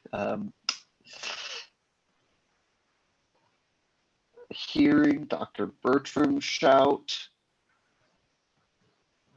I will start to make my way over there after I fire 2 more arrows.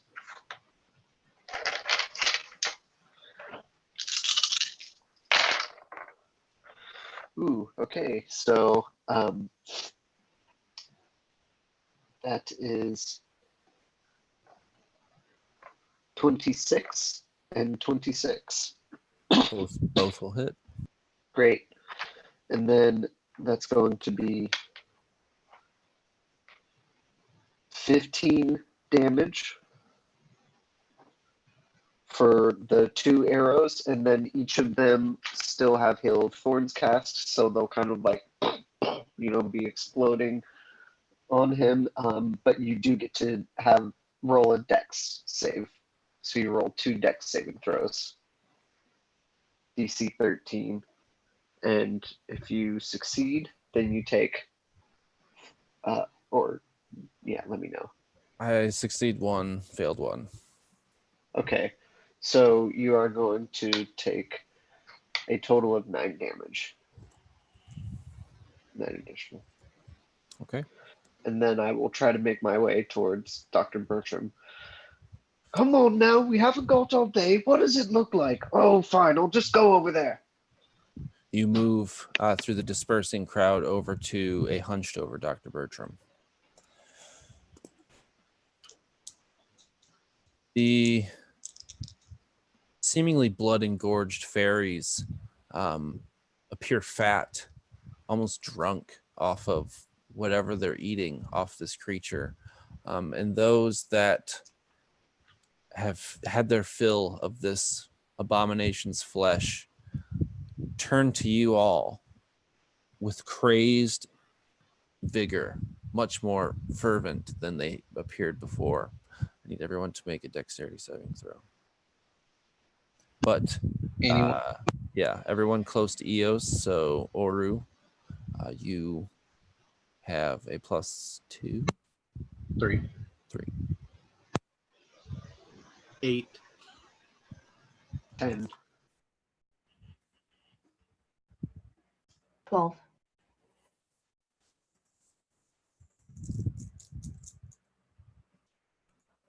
Oru and Eos, this creature's kind of swinging and lumbering presence has kept them away, and you see that they're kind of turning away from you, and your close proximity has,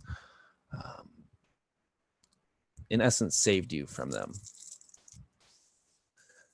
Everyone else, you will take 12 points of piercing damage, and I need you all to roll, everyone that took damage to make a con save. Is this a spell by any chance? It's poison. What is it? An attack that's poisonous, or a spell that's poisonous? An attack.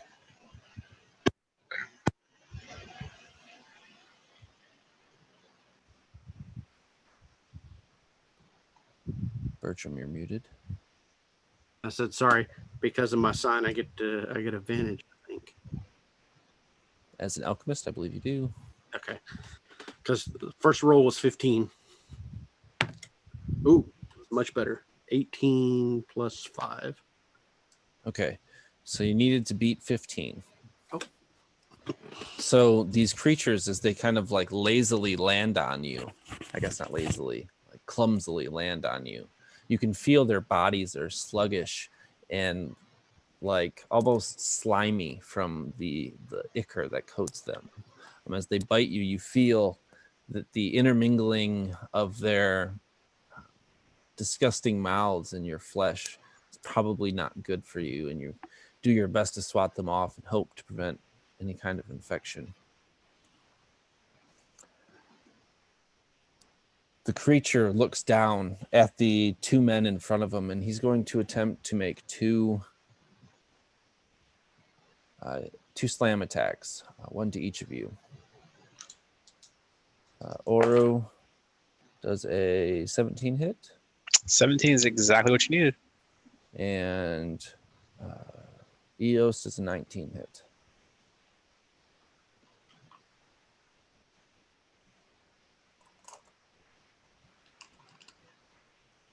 So yes, I'm sorry, I'm on my stat block.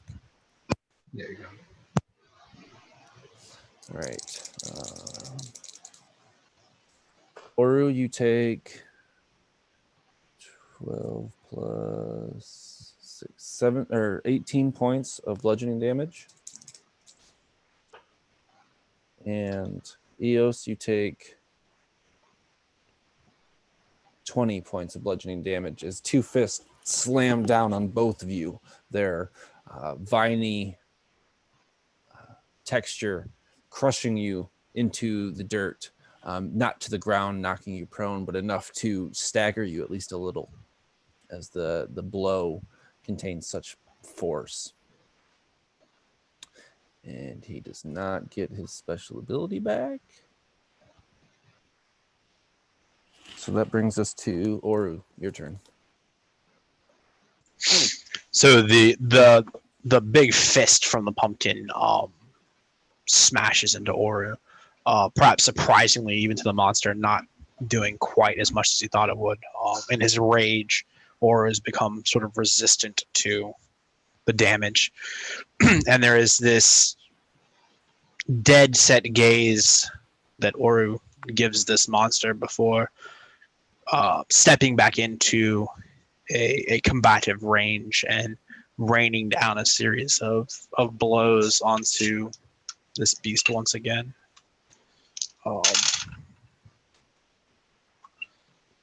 17, and 14. So 2 will hit and the 14 will miss, I believe. Correct. All right.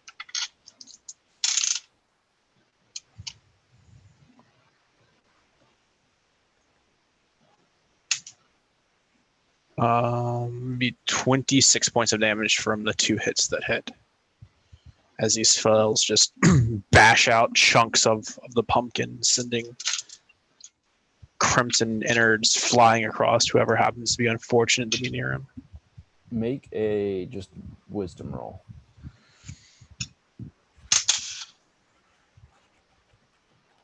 15? 16. 16. You are kind of moving along this creature's body, finding purchase where you can, smashing at whatever tenderness you can make out from its disformed and malfigured creation.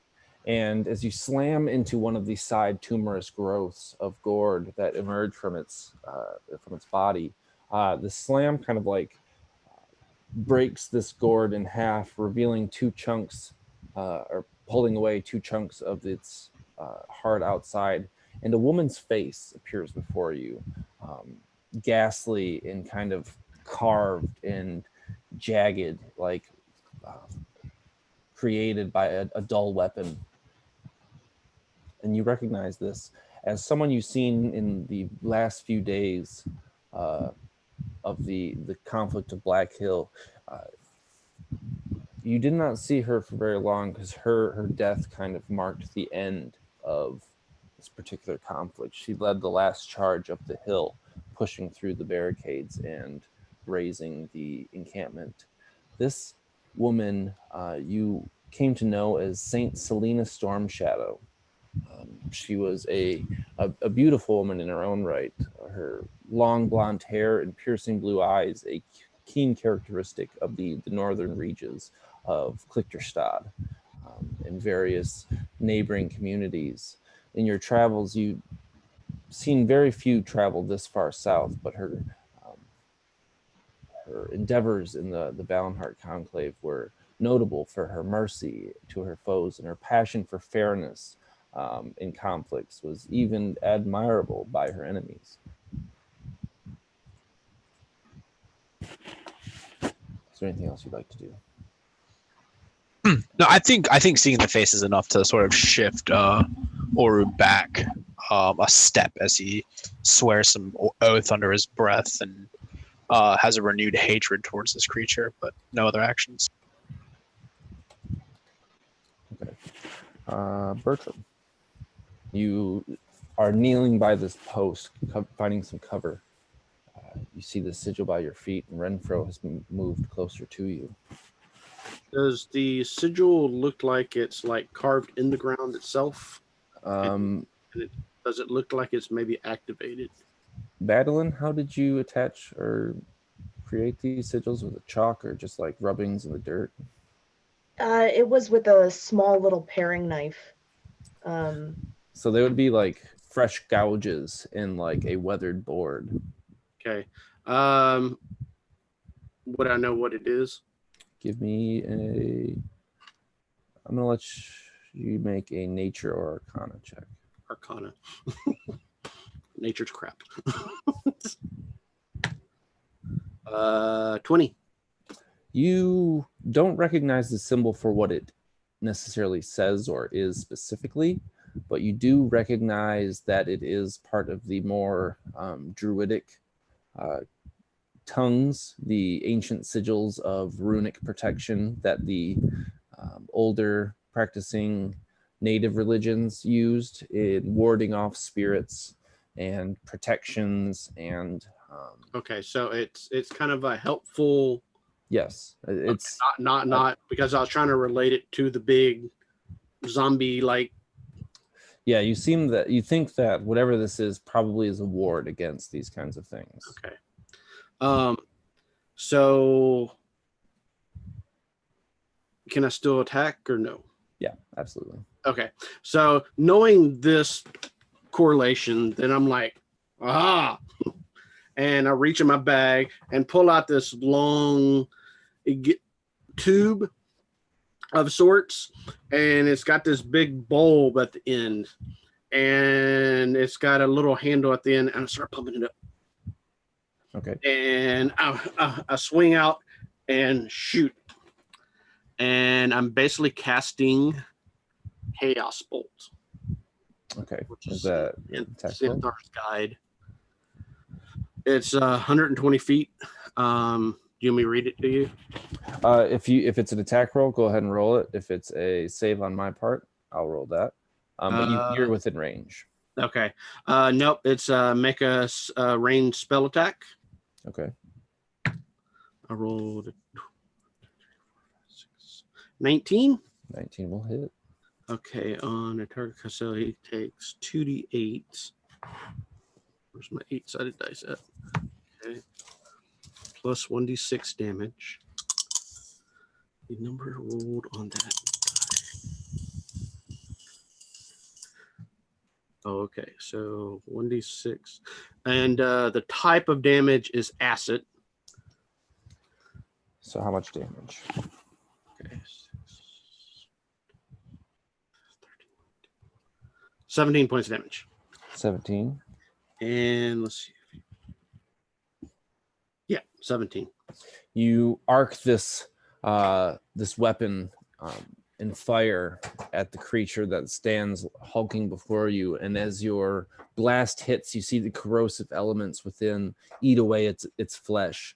A third visage is created from the rivulets of acid that flow down a small gourd, the probably second largest gourd attached to this creature. It's not no man you recognize, as you weren't really around during the time of the Saints' capture of Black Hill.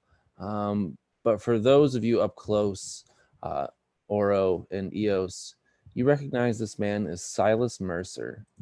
He was a thief at one point turned devoted acolyte to the church. He used his exploits to aid the conquest in reconnaissance and infiltration and spying. and his calm demeanor and almost jovial interaction with the public, he was regarded as a folk hero to most, a very Robin Hood figure turned force for the Vallenhart.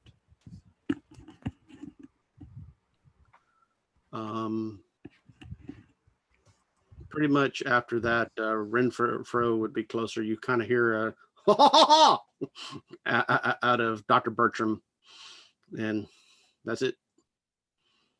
Madeline. Madeline reaches out her arms in the same fashion as previously, with more intensity, so much so that her crimson hair begins to whip around her face and almost looks as though it is fire itself. For anyone looking, you can see these black spidery veins, first just on her forearm, but now you can see them slowly begin to crawl up her neck as she casts another fireball.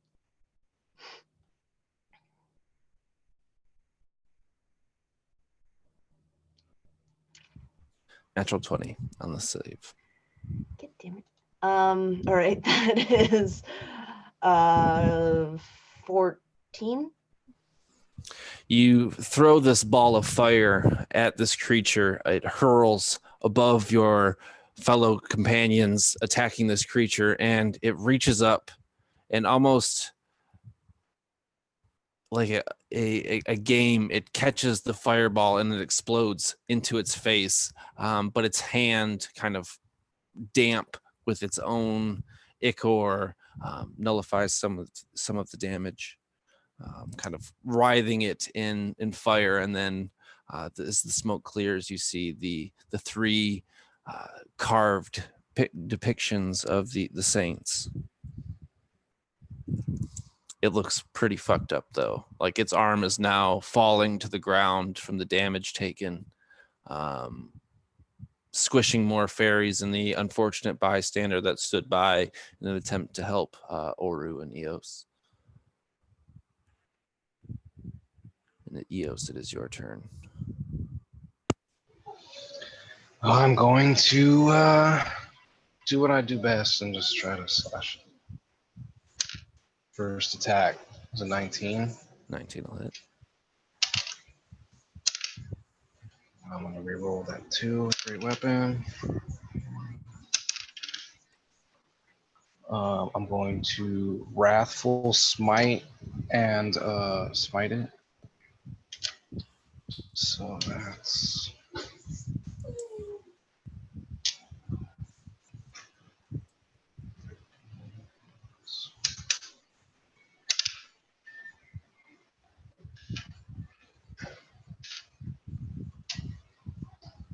That's one more of these. 26 damage. You carve deeper into this thing's flesh, marring the depictions of the men and women you used to know. Large pieces of this creature are falling off, and you can see like the interior are moldy, like pumpkin guts beginning to spill forth, but they're, instead of orange, they're mixes of red and green and black as they're rapidly decaying as they fall out of the creature. Is there anything else you'd like to do? Extra attack. Okay. Or modified 20. Extra 21.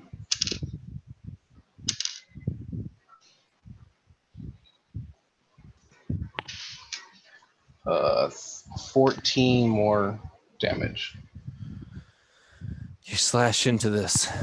How do you want to do it? Oh, all right. With the momentum of the first slash, he tries to bring it back up around, and he actually jumps up and gives it everything he can and slashes down, and then it's kind of cuts into it, but it's not quite enough, so he just brings the whole force of his whole body down, and then it cuts through the outer husk of the pumpkin's flesh. You see this crack ripple up its body, and more of these blackening pumpkin guts begin to fall. Oru, Eos, and actually everybody is in sight of it, so I need everyone to make a wisdom savings throw. +3, hear me.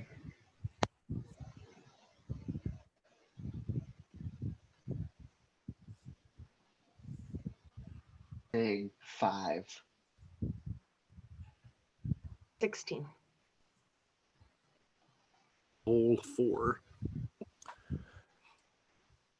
Madeline, Renfro, and Bertram, you feel a cold wind emanate even at the distance you are away from this creature as it falls to pieces and begins to mold rapidly. You find yourself catching your breath and unable to breathe as your vision goes dark. And in a thunderous voice, Eos and Oru, you hear almost familiar from days long past. Men and women you knew for their great deeds of valor.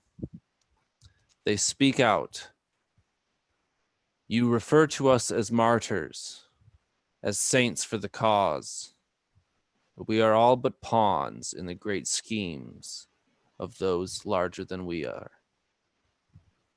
It is on this day that we give tribute to those beyond the veil. Let us not forget that it is those we do this for. The fairies evacuate rapidly, and it seems that the fires that were burning down the homes end with small illuminated pieces of torch or candle burning in each window. The men and women who have done their best to hide begin to look around at the carnage of dead loved ones who join those beyond the veil this eve. The ancient traditions of Suh-Mahn have come to fruition, and the harvest has given its tribute. And that is where we will end the session. Thank you to the 5 of my fantastic players who I feel really got the vibe of what we were putting down here, and I appreciate that kind of buy-in. I feel like spooky games are kind of hard to capture the fear because obviously it's a game. So hopefully we hit the right buttons of themes. So I'm going to throw it to my players to say what they need to say, plug what they need to plug, and I will be going to edit the description of the video to include any channels that they mention here tonight, to give them proper shout out ability. And we're going to call it a night. So we will start in reverse order. Dr. Bertram, David. Once again, thank you very much. This was an absolute blast. With everything, really. Other than that, you can come check me out on Facebook. I think it's David L. Weaver 18 or something like that. Yeah. That's pretty much about it. Thanks a bunch for running it. David, it's been an absolute treat to have you, and I really hope you put interest in my games in the future. Oh, most definitely. Most definitely. Looking forward to it. The man of the hour, Chad, Eos. Chad Smith, one of probably millions named that, but hey, whatever, it's me. You can check me out in the Facebook group over Absolute Tabletop, where you can probably find everyone else here that was in this game. You can join and maybe post interest in these folks' games, or maybe even try running your own. It was a great time, pleasure spending it with all of you. As always, I think I've gotten to play with all of you before. If not, now I have, and it's been a pleasure, and I hope to do so in the future. Thank you all.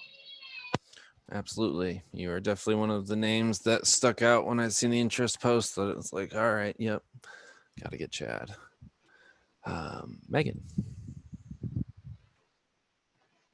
Hey, that was awesome. I really, really love the ending and how it was almost like a mockery of what they were trying to do. And then I really, really dug that. I thought that was super, super cool. Yeah, really enjoyed the game. I really dig the setting. It's very, very dark, which is something I always love. So thanks for having me. Absolutely. Steve, who I gamed with just the other day. Yeah, yeah. So yeah, fun game. Thank you very much. I also really like the dark setting. I agree with you that that fear and horror are things that are hard to convey. So it's always great when you have great players like these that are willing to sort of buy into that and help build that. So thanks for running a great game, and thanks for inviting me. It's not like you don't see me like all the freaking time, but thanks and I appreciate it. Well, I mean, I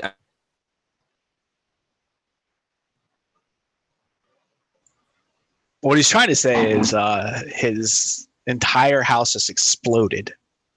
But he wanted to get over to Philip to also give his outro. Yeah, thanks for playing, everyone. That was a fun game. Thanks to Baron. He's a good DM, even though his internet's unreliable. But yeah, we'll just wrap it up here because we got about 45 seconds before Zoom kicks us all because his connection died. So look for the video on his channel, and thanks everybody for watching. Now do we sit here and stare?